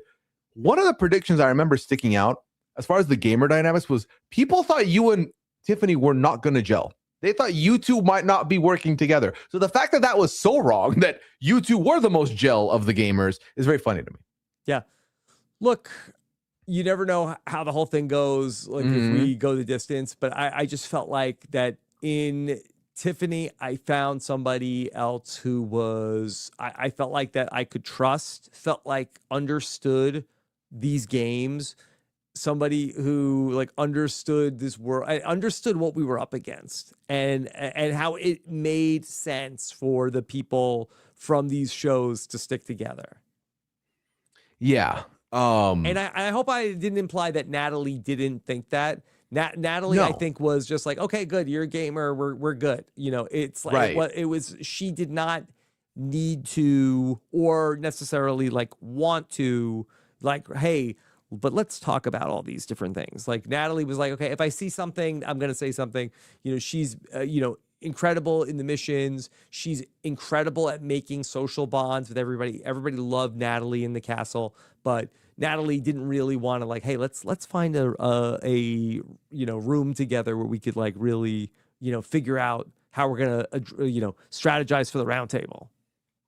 Right. Yeah, and I think that there are definitely merits to that. You might not have a lot of the evidence or the whispers that are going around the castle, but you are making bonds that can keep you safe, can also, keep you away from being on anyone's suspicion list. And I do think there's definitely merits to that. And I think that for me, for example, if I see somebody there that I know, my immediate thought is, I'm good with this person. I need to focus on other rooms. In the event that my name comes up, guess what? This person's going to tell me. I'm going to tell them if their name comes up, and then life goes on. We make as many bonds as we can. So, but I do think, to go back to Tiffany here, I've been a little bit critical on Tiffany's strategy of hitching the wagon to Michael Rappaport as a traitor angel. Not just because of who that person is, but also because of the fact that, to me, the traitor angel strategy is a little bit of a tough one to navigate. But I felt so bad for her here because, through no true fault of her own, this isn't like her relationship with Michael is what does her in. We see Colton bring up that it was a little bit weird, and then after that, he was looking for anything to go after her. But really, it comes down to the laugh. The laugh is what does it, which is like really the bigger piece of evidence here. But she was fighting a losing battle. She lost two of her closest allies. Her name is coming up. There's not much else she can do but basically beg and plead to be like, I really need this money.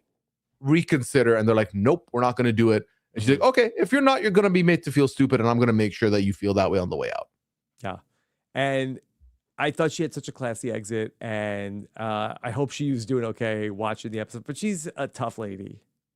Yeah, and I'm sure She's we're gonna be fine. But just hated to see how it ended up going for her, where that she gets the last laugh, where she's like, "You idiots! What are you even doing? What are you like? You're so wrong." Yeah, I think that also there is a balance to what you say on the way out, because you don't want people to be like, well, good riddance. They were mean to us. I don't even care that they went out. You want them to feel little. And I think she succeeded in that endeavor. Yeah. Yeah. She could have said, like she said, F Sarah Beth, and I said that S. F the faithfuls, and I said that shit. Yeah. That would have been great. That would have been great. Oh, that would have been a call. Oh, I don't think we could have handled a callback of that magnitude tonight. I think that would have been. Anybody in the room would have even like, wait, what? Oh, that would have been for us and us only. Yeah, that would have been a nod to us. Okay. Yeah. Let's talk about then the traitors have to murder. We talked about who they're going to go with. It's Monet. It didn't seem like that they really considered anybody else too seriously. Their options were, they had ultimately came down to 8 people. They're like, no, we got to keep Ron. We got to keep Michael. We got to keep Jam Jam. They have heat on them. It comes down to the final 5 are Johnny, Monet, Tara, Maura, and Steven. And ultimately, they're going to end up going with Monet. Should we stop down and talk a little bit about Monet and what Monet was up to at the castle? Because Monet was somebody who I felt like a really great bond with. Monet was somebody who I was pretty familiar with. And Monet, I just think, is such a talented performer. And of course, so many of the Survivor fans know Monet is a Survivor super fan. So I knew Monet was somebody who was going to be really good at the game. Yeah, I mean, Monet's someone that we have been very excited to see play, a name that has been on many a wish list as far back as season 2 when they did go full reality stars. And then when we got Bob the Drag Queen, I was excited. A lot of people were excited, but I think a lot of people expected the more gamer of the two in Monet to be the one that we see first. Yeah, that didn't happen, but I think a lot of people were relieved that that meant that we still got Monet coming in next here. And from what we got, I absolutely loved. I think Monet clocks that Donna not giving up a name that was sketchy. We did get to see that. I did love seeing that Monet was obviously clearly very social and had a lot of connections in the house. You and Monet had a good bond. We saw it last week with Monet and Natalie having a good bond. Connected to everybody. Monet was connected to the gamers. Monet had a good relationship with me. Had a good like jam. Like really wanted to be best friends with Monet. Monet, we saw it last week. Had a great relationship with Natalie. Monet had a great relationship with Tiffany. Monet had a great relationship with the housewives. So like Monet had a great relationship with Portia and Candace. But Monet had a great relationship with Rob R. Monet had just so many tentacles into everything that was going on in the house. Monet was probably the most connected person in the entire castle with everybody. Monet was getting along great with Colton. That there were so many different connections that Monet had. I really felt like that there was, when I didn't show up to breakfast, I think Tiffany was like, oh man, I can't believe Rob C's not here. People were sad when Monet didn't show up to breakfast. Of course, they were absolutely devastated. And like, dare I say, Monet finds themselves in a very interesting spot here where she's in a position where there's people, there's 10, let's say there's 10 people. 5 of them are already exonerated because there's suspicion on them. So they should not get murdered. It doesn't make no sense for them to get murdered. Then you look at the remaining 5. Stephen Colletti, bless him, has not, to my understanding, so far done anything. So that's fine. Then you have the duo of, then you have Maura, who we've seen and talked about. Rob says, no. We're left with 3. I do think, and we can discuss this a little later, they absolutely need to, if they want to call it a waste, they can. They need to murder one of the 2 pair, no matter how you look at it. Even if they're not knowing what's going on. The 2 pair, what do you mean? One of Johnny or Tara need to go. You cannot keep a pair in there. Did you notice that in the shot when Johnny was in bed that he has a picture of Tara Lipinski on his nightstand? I did not clock this at all. Are you serious? Yes. Oh my God. Go back and look. It's hilarious. That's incredible. I love that. I've never seen that before, ever on the Traitors. That Johnny Weir, who's a very funny guy, he and him and Tara, like they love each other. Like I knew that they were friends, like, and they were trying to downplay it. And I'm like, but you guys know each other, but they are like attached at the hip. And so I guess they did a good job of like, I thought they were like really, really good friends. And I didn't realize that they are like just like 10 out of 10. The bestest of friends. Yeah. Yeah. So I do think that there's merit to taking one of them out at least and splitting that up. But really, Monet is the best pick there. And I think the smoking gun for Monet is Monet said a traitor's name. And because Monet didn't say it and plant the seed with a lot of people, this is something that we can quickly get out before it becomes a problem. I think that Monet's death is, I think, similar to Jeremy last season, where Jeremy had mentioned Danielle's name and then it got back. And I think, I'm not sure if it was Carolyn who ran it back or somebody else had mentioned it to Danielle.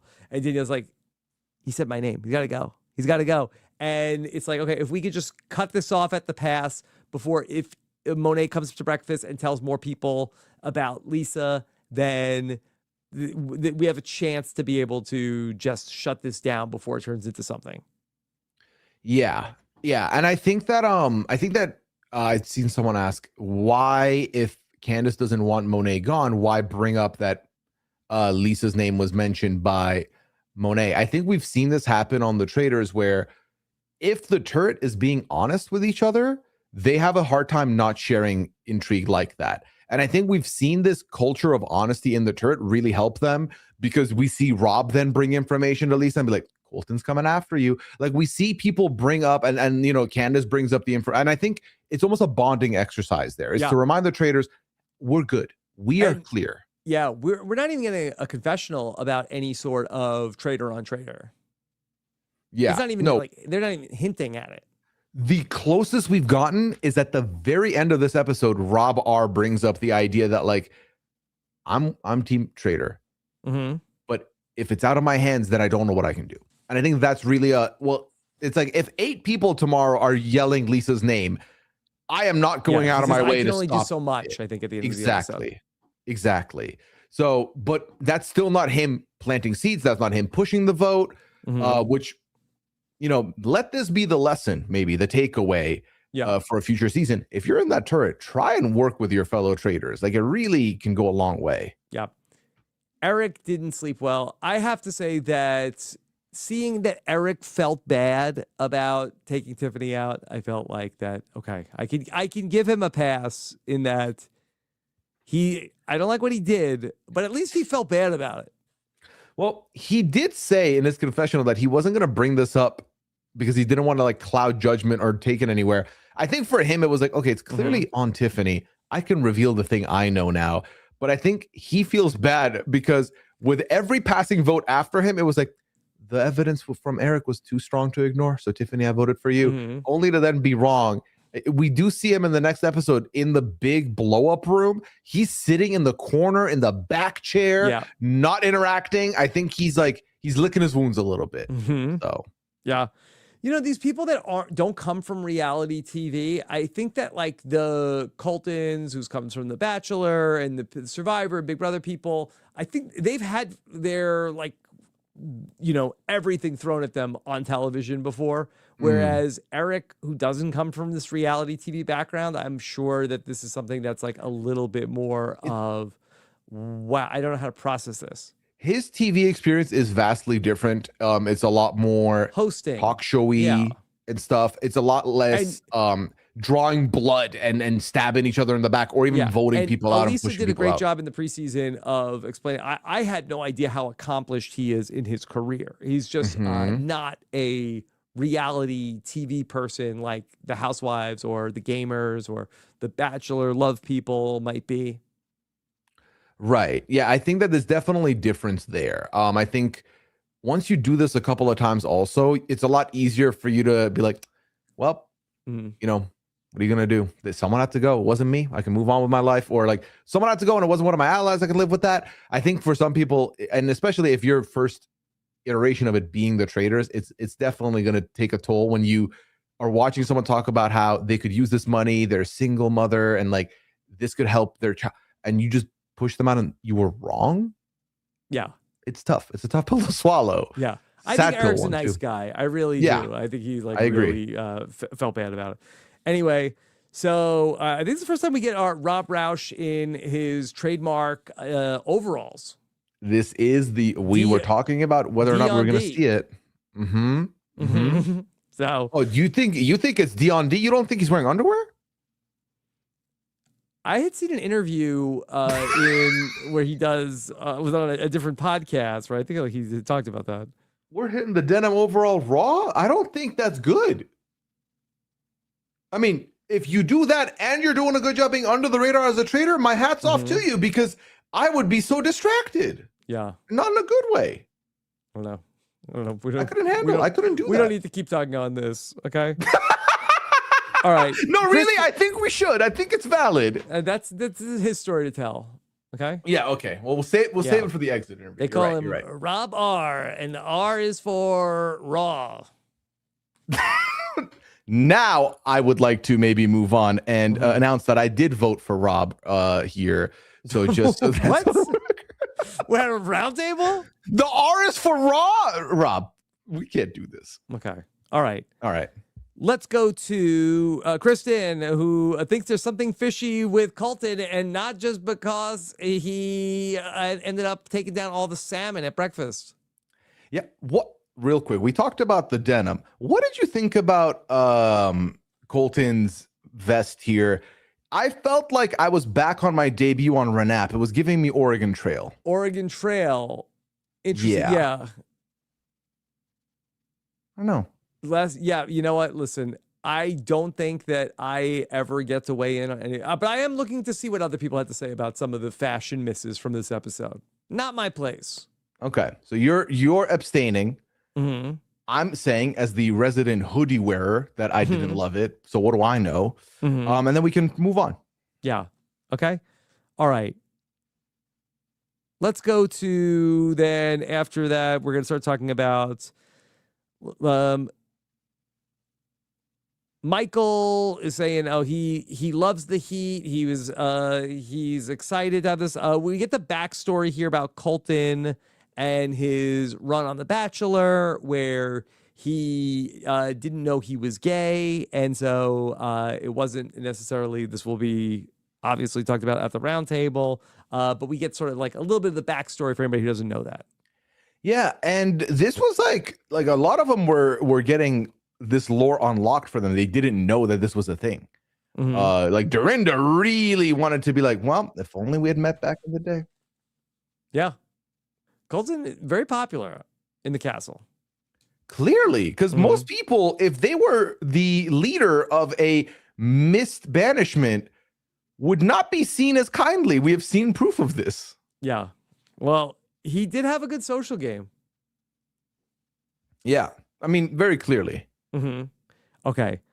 All right. So I'm trying to see if there's anything else from breakfast, but Kristen is very convinced that it's Colton. She says he's not a team player. So obviously what he is doing is not working on Kristen.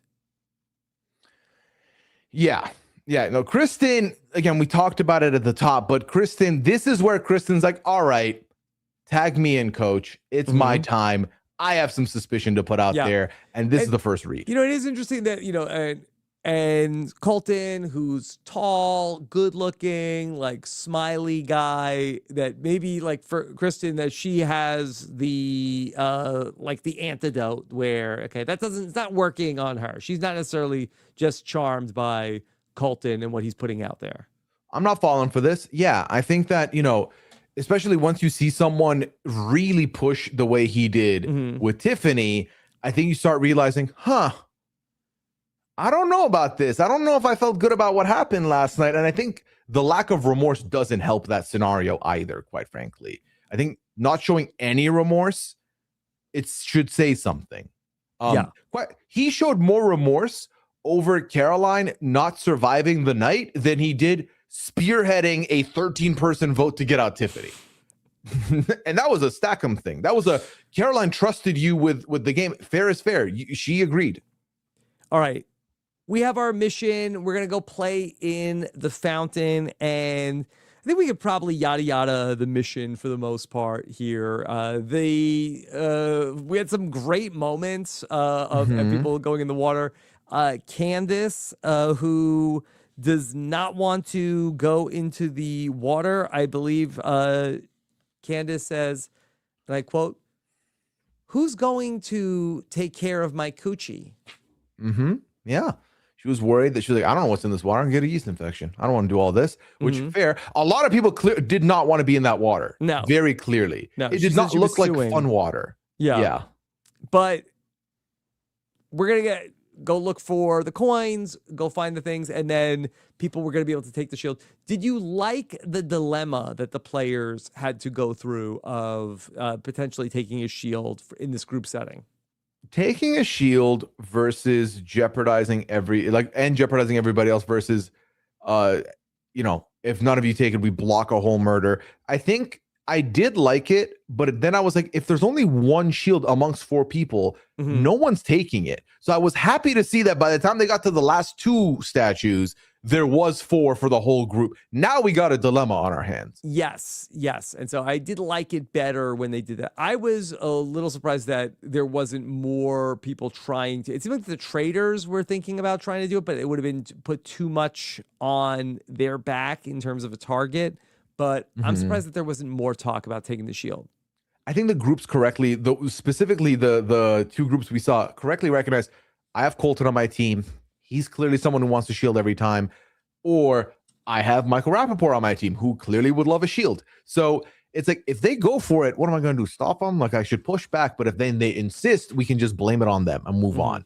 But I do think, as a faithful, Rob, if you find yourself in this situation, if you are here, what is your thought process on this? I'm probably not taking a shield. And listen, that in this scenario, I have not been murdered by the Traitors. And so I feel like maybe I have like a little bit of false confidence of, hey, they haven't murdered me yet. I feel like that for whatever reason, I'm doing something right. So I don't want to antagonize them, because there's a long history of traitor or players who have gone for the shield and they get banished before they even get the chance to get to the murder. And so it's like, you put all of us at risk tonight so you could get a shield?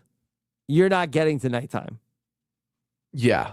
Yeah. Like, I don't think you want, like, is it worth the shield for you to get called out by but if the other faithful especially figure it out? Now you're at risk of banishment. Now the traitors, it's a slippery slope. It's a Pandora's box you might not want to open if you look and feel safe until this point. I mean, it was a reason why, and I didn't even have the opportunity to, but I was pretty sure I did not want to go for the shield in the chariots, where with all those people in the game, there are only 3 shields. You have to kick somebody out of the chair. I was like, I don't think it's worth the cost, where again, I had thought that they hit the gamers with Ian. I was in that first group of the people that were on the short list at breakfast. So I was feeling pretty good. I still felt like that it was a 1 in 20 chance that I was going to be the murder. So I felt like that I was risking more to go for the shield.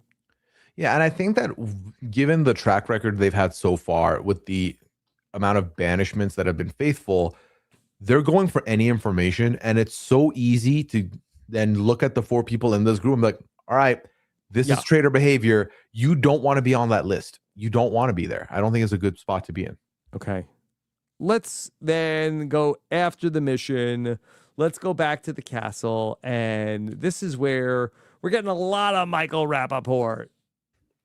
Yeah, which, by the way, last week, we talked about Kristen buttering the bread, and we had seen the way Michael Rappaport eats food from his plate. I feel like the method evolved tonight, and in a very odd way, worse than what we had first seen, where I want to say I saw teeth to plate at one point when he was shoveling the food into his mouth. What food is that difficult to eat? Maybe he was just in a hurry. I mean, yeah, but where's he gotta go? He got places to be. Like, there's not walk with the plate. Yeah. Okay. So everybody's in the kitchen, and Colton is holding court a little bit, and then we see Michael come in. Jam even gives up his seat, so Michael gets it down, and then Colton asks Michael Rappaport if Alan changes his outfit when he comes up to the turret. File this under the thing I said earlier about, like, poking at people to be like, oh, you're a traitor. And granted, in this bout, I had no fighter, but yes. I was just like, what are we doing here? Like, you're trying this again? And I feel like a lot of people were like, hey, you're getting a little red. You seem like something's happening here. This was kind of a no-win situation for Michael Rappaport, where like, when Alan comes up to the turret, does he change his outfit? And Michael Rappaport is like, was he supposed to answer this question? No, he does not. Yes, he does. Earnestly, he was like, oh yeah, I get what you're doing. And like, whoa, that was very suspicious. I feel like that question is framed to be a lose-lose, right? Because either you say, no, he doesn't, which, like, how do you know? Yeah. Or, yes, he does. Oh, he does. So you are a traitor. Like, I feel like the only other thing you can say is, how would I know that information, Colton? Yeah. Yeah. But if you wanted to pick a fight with Michael Rappaport, it does not take much. We knew this. And so from here, now you have these two pointing the finger at each other quite loudly. And so, I don't know, at that point, had Colton come into the day feeling like that it was going to be Michael Rappaport? Like, what sort of set off where Colton was really leaning towards Michael Rappaport? Was he just fishing here? Well, Michael Rappaport, Colton had voiced that I'm going to keep shooting, so I don't care. Like, I'm going to keep going. Because I thought his whole problem with Tiffany was that her plan was that she's going to go after Colton, then Jam, and then Mike. Or no, was it Ron? Was Michael not on the Tiffany list that Colton heard? The Tiffany list was Jam, Ron, Michael, and I believe in that order, or Ron, Jam, Michael, one of those three. Okay, so yes, obviously or maybe was he just like reheating Tiffany's nachos? Like, okay, well, she was a faithful, so a little pick up where she left off. I want to propose an analogy on how I see Colton playing this game. Rob, you've played Jenga, right? Oh yeah. There's a couple types of players with Jenga. Some of us, we're looking at the pieces. You're like, that one kind of looks loose. I saw Rob attempt that one earlier. I don't think I'm going to go for that one. Ultimately, I'm going to go for this one. Kind of tight. I don't know. Colton's the type of player to like yank a piece and like clearly its edge is still stuck there. He's like, nope, this one's bad. I'm a shooter. I'm gonna leave it and then go for the next one. And like now it's like there's all these pieces that are kind of loose, but none of them are good pieces to pick off here. And I think that's how I feel he's playing the game as a faithful, which I'm like, instead of the slow, methodical detective, he is we are going in, we are calling the name out, we're gonna get them. If we don't get them, well, I'm playing the game, I'm being vocal. That is how you're supposed to play this game. Yeah. All right. So we mentioned earlier that Michael thought that's a good point. Like, hey, shouldn't you be more humble? You're a failed ringleader. That was a good one. Failed ringleader I liked because, you know, he is saying the quiet part out loud a little bit. You miserable failed ringleader. Him and Ron are pretty isolated, and I think they both have recognized it. And I think for him, he sees who is not isolated and who should feel a little bit bad about what they've done. Because Ron clearly felt bad about what he did with Portia. Eric clearly feels bad about what he did with Tiffany. Colton is it's another day, new target for Colton. And I think that Michael doesn't like that. Yeah. Okay, so Michael is set off. He's walking around the castle, and they come back, and Colton is like, "Well, you thought that was very suspicious, right?" To Rob, and Rob R is like, "Listen, it's Michael. What do you want?" And then Michael Rappaport hears that, and then it's on. Do you think that he misheard Rob R as Colton? Because he really came in right after Rob R said it. He came in, and then he did hear Rob R say it's Michael, but I think then he was just like laser focused on Colton, and they're like it's spreading out all over the castle, and so Michael is probably dead man walking already at this point. Yeah, it didn't look like Michael could turn the tides here. Obviously, he had been loud before. Yeah, but at this point, this is again the third or fourth time this has happened. Like, you get tired of this. You know, the distraction does feel like more of a distraction once you stay getting faithfuls out of the game. Yes, y'all got one traitor out, but then everything else has been wrong so far. So, but Ron has alienated the housewives to some degree, but the other like big social group is now kind of focused on backing up Colton and then going after Michael at the round table. Yeah, because I do think that there is definitely validity to the housewives being like, this is just Michael. Like, this is how he is. I think that for a lot of people, that is not just white noise. Like, you can't just like tune that out. You have to focus on a lot. Like, you cannot, it's distracting. Yeah. So, I mean, White Noise would be a great name for Michael Rappaport's next stand-up album. Yeah, a little silence there too, maybe. I don't know. Silence can be golden. It can. Yeah. Okay. So he comes into the round table, and listen, Michael Rappaport does have a style at the round table, and it's a style unlike we've ever seen before on any iteration of the Traitors. And he does like to get into sort of like a lyrical, like sing-song, like it was conniving, commiserating Colton, and he just keeps hitting it over and over. I'm not sure. Was there another C?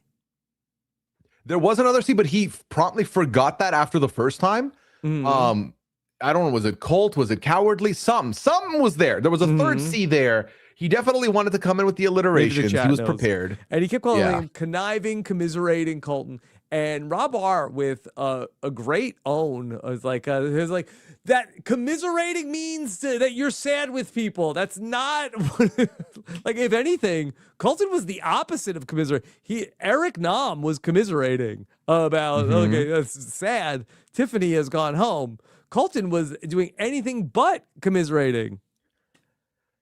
Rob Roush is going to be the breakout star of this season. He's going to be on Dancing with the Stars. I think moments like this solidify that for me, Rob. And this was my favorite moment we've had at the roundtables so far. It was a highlight for me. Yes.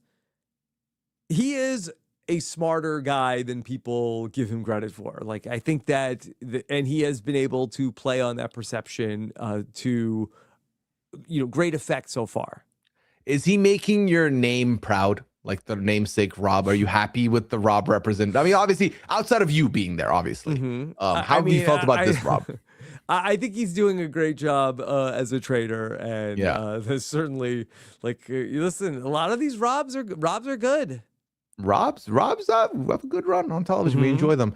Colluding was the third word, Rob, which that makes sense. Yeah. Mm-hmm. Although was he colluding with the other players of like, hey, like I think you're supposed to collude on these shows. I think this man had no other C words that he could think of, and the one he may have thought of, he didn't want to say. Yeah. Okay. All right. So Michael Rappaport then says about Colton, nobody would be better at holding a secret than you. What do you mean by that? What do you mean by that? Yeah, what do you mean by that, guy? He really he does try to no. I didn't mean it like that. That's not what I meant. But Colton is hurt. Other people at the table are hurt. I think it took people out of the round table in that moment. Yeah. It just changed the trajectory of that whole scene. And people were like, yep, nope, I'm done. I'm out. Get him out. We're not even going to bother with this anymore. Yeah. I thought that it was very nice that Michael Rappaport apologized, which I don't think you don't typically get a lot of Michael Rappaport apologies. Mm-hmm. So I thought that was definitely something. Hard to really intuit a different way you could take nobody would be better than holding a secret than you. I think that I think two things, right? I think one, what he said was the Bachelor, and you've had to keep the secret of who got eliminated and who got the roses. It's a standard accusation to make as a faithful, right? No one else here would do a good of a job than you can. You would be a good trader, and everyone knows this. But I think what really is hard to overlook is the fact that we had just seen breakfast that morning, the story of Colton's journey on the show come up at great length. So it's fresh on the mind. The same day, right? Exactly. And it's hard to then be like, no, you didn't mean it that way. It's like very like, okay, you meant it that way. We just like this just happened. So yeah. And hopefully I'm not like speaking too out of my depth, but I covered the Zeke and Varner Tribal Council from Survivor Game Changers, and that was twofold. Where one, Zeke was not out as a trans man in the world at that point in time. So it was an outing. This was not a secret. This was something that was talked about. So there was not that part of it, but it was similar in that Jeff Varner was saying that you're hiding something from us, and so how could we trust you because you're the type of person who hides something, which is a similar point that it seems like Michael Rappaport was making here. Yeah. I think that the benefit of the doubt can always be there to be presented to somebody in a moment of misspeak. The reality is Michael Rappaport has said so many things that no one at the round table was willing to give him the benefit of the doubt. No. And I think a lot of us from the outside were like, nah, we're not buying that because of course you said something like this. And I think that's really, again, it goes back to in the moment. It was like, wow, we've been seeing you stoop. We did not think this low. Get out. It's over. We're not even going to discuss this any further. So right. And it seems like there's a lot of other people at that table. I think that Johnny Weir was somebody who expressed this of like, I don't even care anymore. Get out of my castle. Get out of my castle. And there's a lot of emotions there. So Michael Rappaport, listen, we could have just done this at the first round table. It was right Rob, there. how different the world would be. It would be so great. It was right there, everybody. But I do feel like that his time was up at the castle. Yeah. I mean, his time, I feel like, has been up. The only issue is that other names keep being brought up with more quote unquote damning evidence. And also the traders don't want him to go home. Which the traders valid want him to for them. stay. Yeah, absolutely valid. Like I would love if the traders would murder him, but they're not gonna, and it makes sense. It's like again, everything the traders have done this season has been spot on, even though I've not liked it. You know what I mean? It's been optimal from jump. So I can't say anything negative about it from the traders' POV. Yeah. Okay. Yeah. And Lisa is even saying before the vote, like, oh, but Michael, he's such a good smokescreen. Yeah. It's like, all right, Lisa, we gotta close the window on that one. We gotta move on. Yeah. All right. So I was surprised at one point that Ron even still gets 4 votes here. I'm not, because I think that ultimately, well, Michael's always going to go that way. I think there's a couple of people here that, again, are like, well, he's good for my game. I know him. I know he's just a wacky like, I think for a lot of the houses, like, we know who he is. He is loud, but he is harmless. And I think that for the rest of them, they're like, we do not care. He is harmful to me, and he needs to go away. Yeah. And so they don't even care what he says when he gets up there. He ends up getting most of the votes, except for even Steven was a Ron vote. I was a little surprised. That's the one vote that was surprising to me. Was Stephen Coletti voted Ron? Stephen Coletti voted Ron, and I was a little surprised by that. I will say that just to give some background on that, where I went to do the this week, we had the People magazine shoot that I did got released, and which was very exciting. And we did an interview in that, and in the interview there, Stephen Coletti talked about how his wife told him, "Hey, if Lisa Rinna is there, she's probably going to be a traitor." And he talked about how he just like really wanted to be close to Lisa Rinna. And so Lisa, as a Ron vote, I wonder if that's a bit of a Steven is doing what Lisa wants. Curious.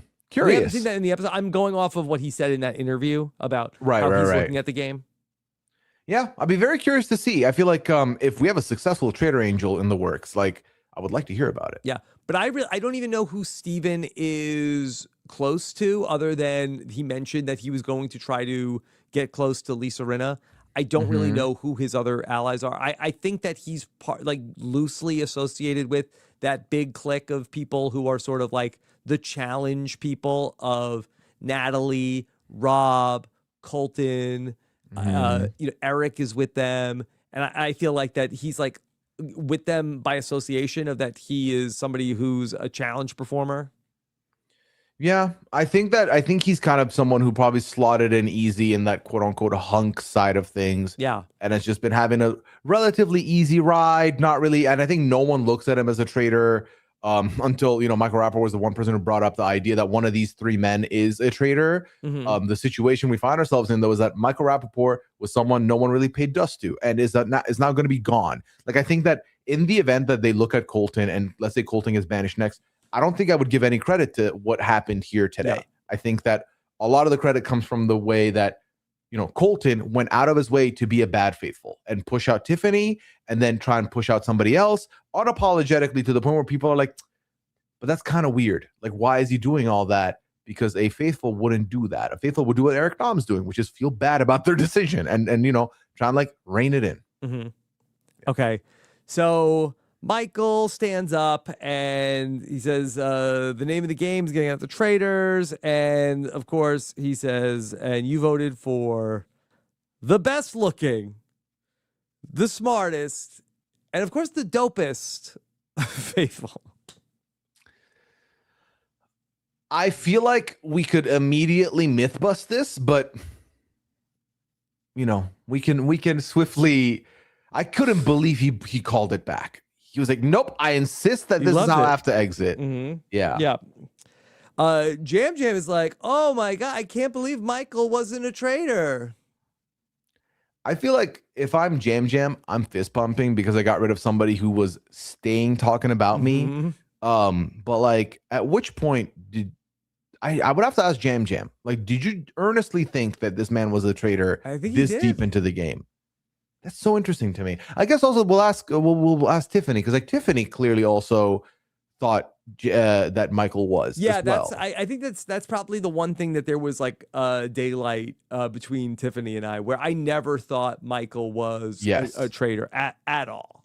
And so I felt like last episode Tiffany was saying more, I don't know if he is or if he isn't, but if he is, I want to make sure that I'm on his good side. Well, but I'm very curious. Yeah, she did seem to come around that she felt like that maybe he actually might have been. Yeah, because the world that she was building, it didn't sound like these were the three she wanted to just vote. It was implied that the three she was looking at were three traitors in Michael, Ron, and Jam Jam. Mm-hmm. So I'm very curious what that world looks like when Jam Jam and Michael immediately are pointing fingers at each other. Yeah. Yeah, so we'll see. Yeah, I tried to tell Jam Jam Michael Rappaport's not a traitor. He said, no, he is. I think it's also like we see this happen quite a bit where someone accuses you of being a traitor or accuses you of wrongdoing. You're like, ha, traitor. And then you're kind of on that now and you're not really going off of that lane. Yeah. All right.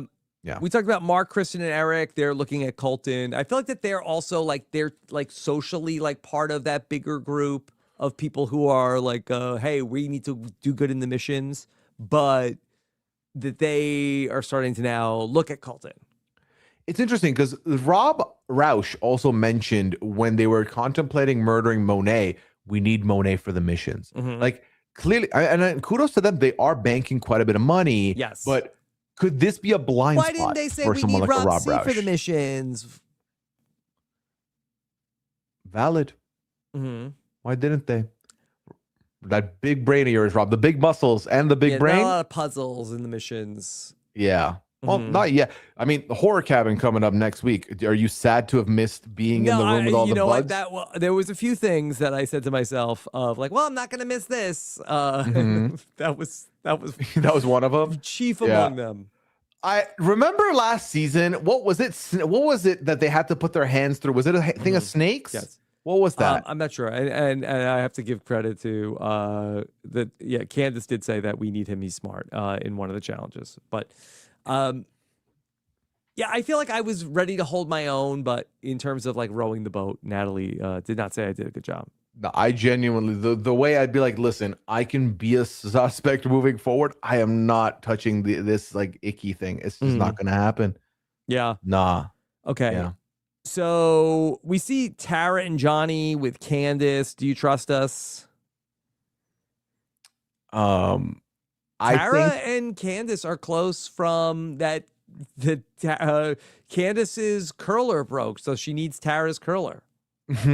And they were partners also in the Who Do You Trust challenge. Yep. I think that I can see a very fun world where she's going to keep Tara in there as long as possible. But again, I go back to my original point. You need to cut Johnny. You cannot, because if Candace goes to the end with Tara, she wins. But if she goes to the end with Tara and Johnny, unless Tara's like, we're not cutting Johnny, or we're not cutting Candace, and Johnny agrees, then we're good. So could you imagine a final three with the three of them? That could be fun. The Winter Olympics at Peacock could be if they backstab each other. It's going to be lit. Check it out on Peacock. I will say, I've been surprised we're not seeing more of them, given that the Olympics are coming up. I feel like we saw more of Tara this week than we did Johnny. I feel like Johnny was relatively invisible today. Yeah. Tonight, but spoke up at that Michael Rappaport roundtable. Yeah. Ultimately, being like, get out of my castle, which I did love. Get out of my castle. Yeah. Okay. It was, again, not to reiterate myself, but I finally got a boot I was happy with. It's been a rough 5 episodes. If I was looking for a boot I wanted. All right, and we talked about that Colton is trying to drum up some support about Lisa Rinna, and so we'll see what happens and if Colton ends up getting murdered. So I thought the 2 episodes tonight, I did not like a lot of the outcomes, but I thought that they were fun 2 episodes. And, this has been, I can't believe we went longer than the episodes we're on tonight. Yeah, well, if we stay on for another hour, we're deep dive territory, Rob. Like, we're getting there. Oh my God. Yeah. No, okay. I think the tough part for a lot of people probably watching is the people they like are going, but I do think moving on from that, there's a lot of intrigue here, specifically as a traitor season. This is turning out to be a good turret season to study and see how they're going to play it out. I'm curious what they ultimately do with Lisa, because I think if Colton leaves, it's bad for Lisa. I think if Colton stays, it's bad for Lisa. I think it's bad for Lisa regardless. So how they move forward with the Lisa sus out there is going to be a very fun one to watch out for. Yeah, I had a great time going through all of this tonight. Looking forward to getting to do this with you all season long. Let's talk about a couple other things that are coming up. Hey, yes, I'm not just the guy that was on the Traitors. Did you know that I have studied the 25-year history of Survivor and talked about it in a new book called The Tribe and I Have Spoken? I've gone through the lore and legacy of all of the greatest moments and players in the history of a little show called Survivor. So important to the origin story for the Traitors. You can check it out. It's going to be out in May, but you can pre-order today at robhasabook.com. Then tomorrow, I'll be doing a Patreon Q&A. It's been a minute. Pooya filled in for me last couple of weeks, and I will be back with the patrons live at 4 p.m. Eastern. You can call in and let's talk. What do you want to talk about? We got no restrictions. Patreon Q&A coming up on Friday at 4 p.m. Eastern. Okay, you can ask anything you want. I may not want to answer, but you can ask whatever you want. Yeah. Okay. All right. Then Pooya, you and I had a great chat the other day. A deep dive about a very short but memorable period of my life. I talked about this on both stream and I believe on the PAL with Liana that's coming up tomorrow. It was very rare. First of all, I think I've never thought in my life I would do something like that and talk to you about it in depth. But it was, as far as the deep dive goes, a lot of deep dives are often just, and then the next day we did this, and then this happened, and then this conversation, and then this strategic moment. This was a very raw conversation that went through everything there is to do with someone navigating a game and going on to a show, and the during and the aftermath. And it was so fulfilling. It's the beauty of only having a few days to talk about. I think what it did, Rob, it really felt like if anyone's ever thought about going on a show, listen to this. It gives you a good insight into the mind of somebody who went through that journey. Yeah. Well, I appreciate you saying that. I got a lot of nice feedback about the deep dive, and I hope that people took away that I had a very emotional experience with this, but I like emotional in that it was every emotion. It was like there was agony, but there was ecstasy. There was deep meaning that I took away from my experience, and I really have gotten a lot of fulfillment from my experience with doing the Traitors. And it's really been, it was a negative outcome, but just it has been a really positive experience. And the outpouring of love and support that I've gotten in these last 7 days since my boot episode aired has been, I did not ever imagine that that's what it was going to be like in terms of like this was 7 months ago that we filmed the show. That I sort of thought like people would be like kind, but still be like, okay, well, you flopped. This was an early boot. You suck. And I got a response that I never anticipated. So I really have been very grateful for every part of this experience. Yeah, Rob, no tepid applauses for you here. Let me just say. Yeah, who got the tepid applause? I believe it was Ron Funches. Yeah. Yeah. Okay. Then also that in the very same castle, the UK Traitors are having their season. Listen, I've not watched 7 through 9 yet. Myself and Annabelle will be talking about it, but I will say this has been a very fun season. The UK has been. Check it out if you have not yet. I guarantee you're not going to regret it. It's been very fun. I want to catch up. That would be a dream to catch up and maybe like around the finale, come on with you and Annabelle. We can make that happen. Okay. Absolutely. All right. But I have to do my homework. All right. So Mike Bloom has been conducting player previews for Survivor 50. Survivor 50 is coming up next month. It is. Rob, I will say we are at the 2-hour 23 mark of this podcast, which means if you stuck it out here, I'm going to leave you with a parting gift. I want to give you something juicy. I recorded mine today. I did a preview pod. I recorded it today. And so I'm excited for y'all to get to listen to it. Okay. Yeah, it's going to be fun. All right. Look at you. You went from talking about Malcolm in Survivor Game Changers to previewing somebody in Survivor 50. And that was like my first real podcast opportunity, Rob. I was stressed. That's why I mentioned Yeah, a nod. Look at us. Full circle. Yeah. Okay. Then, now why is my head on your body? I wanted you in the thumbnail. Valor. I know it is, Rob. Let me be you for once, okay? It felt nice. Yeah, I wanted you in the thumbnail. I didn't know where to put you. I said my body was tea, and now my body is Pooya. Yeah. Oh, yeah. This body more coffee than tea, let me tell you. Like, for sure.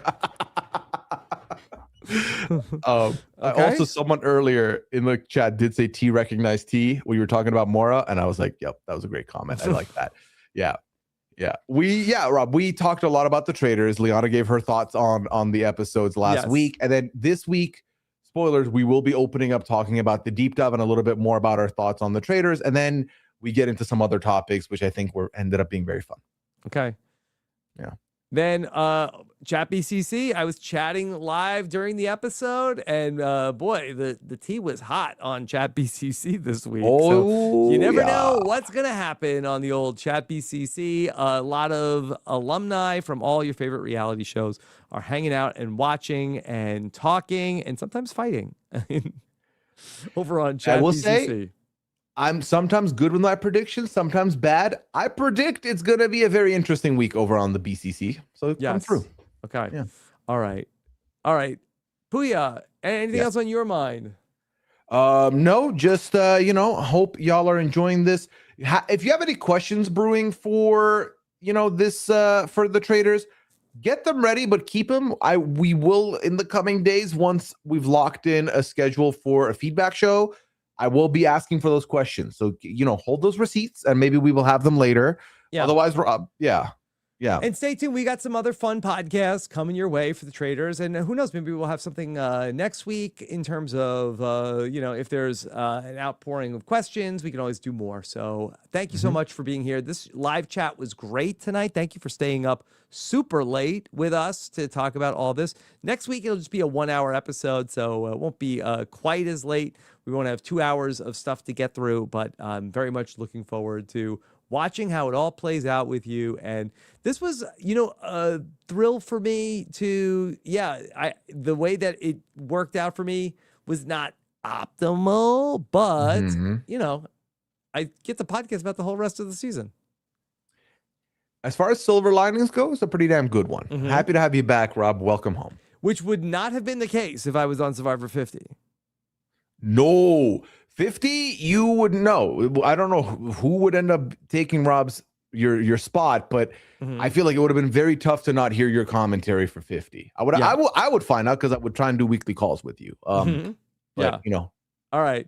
Thank you for joining us. I'm looking forward to reading what you have to say in the comments. Take care. Have a good one. Bye. This is RHAP. We know reality TV.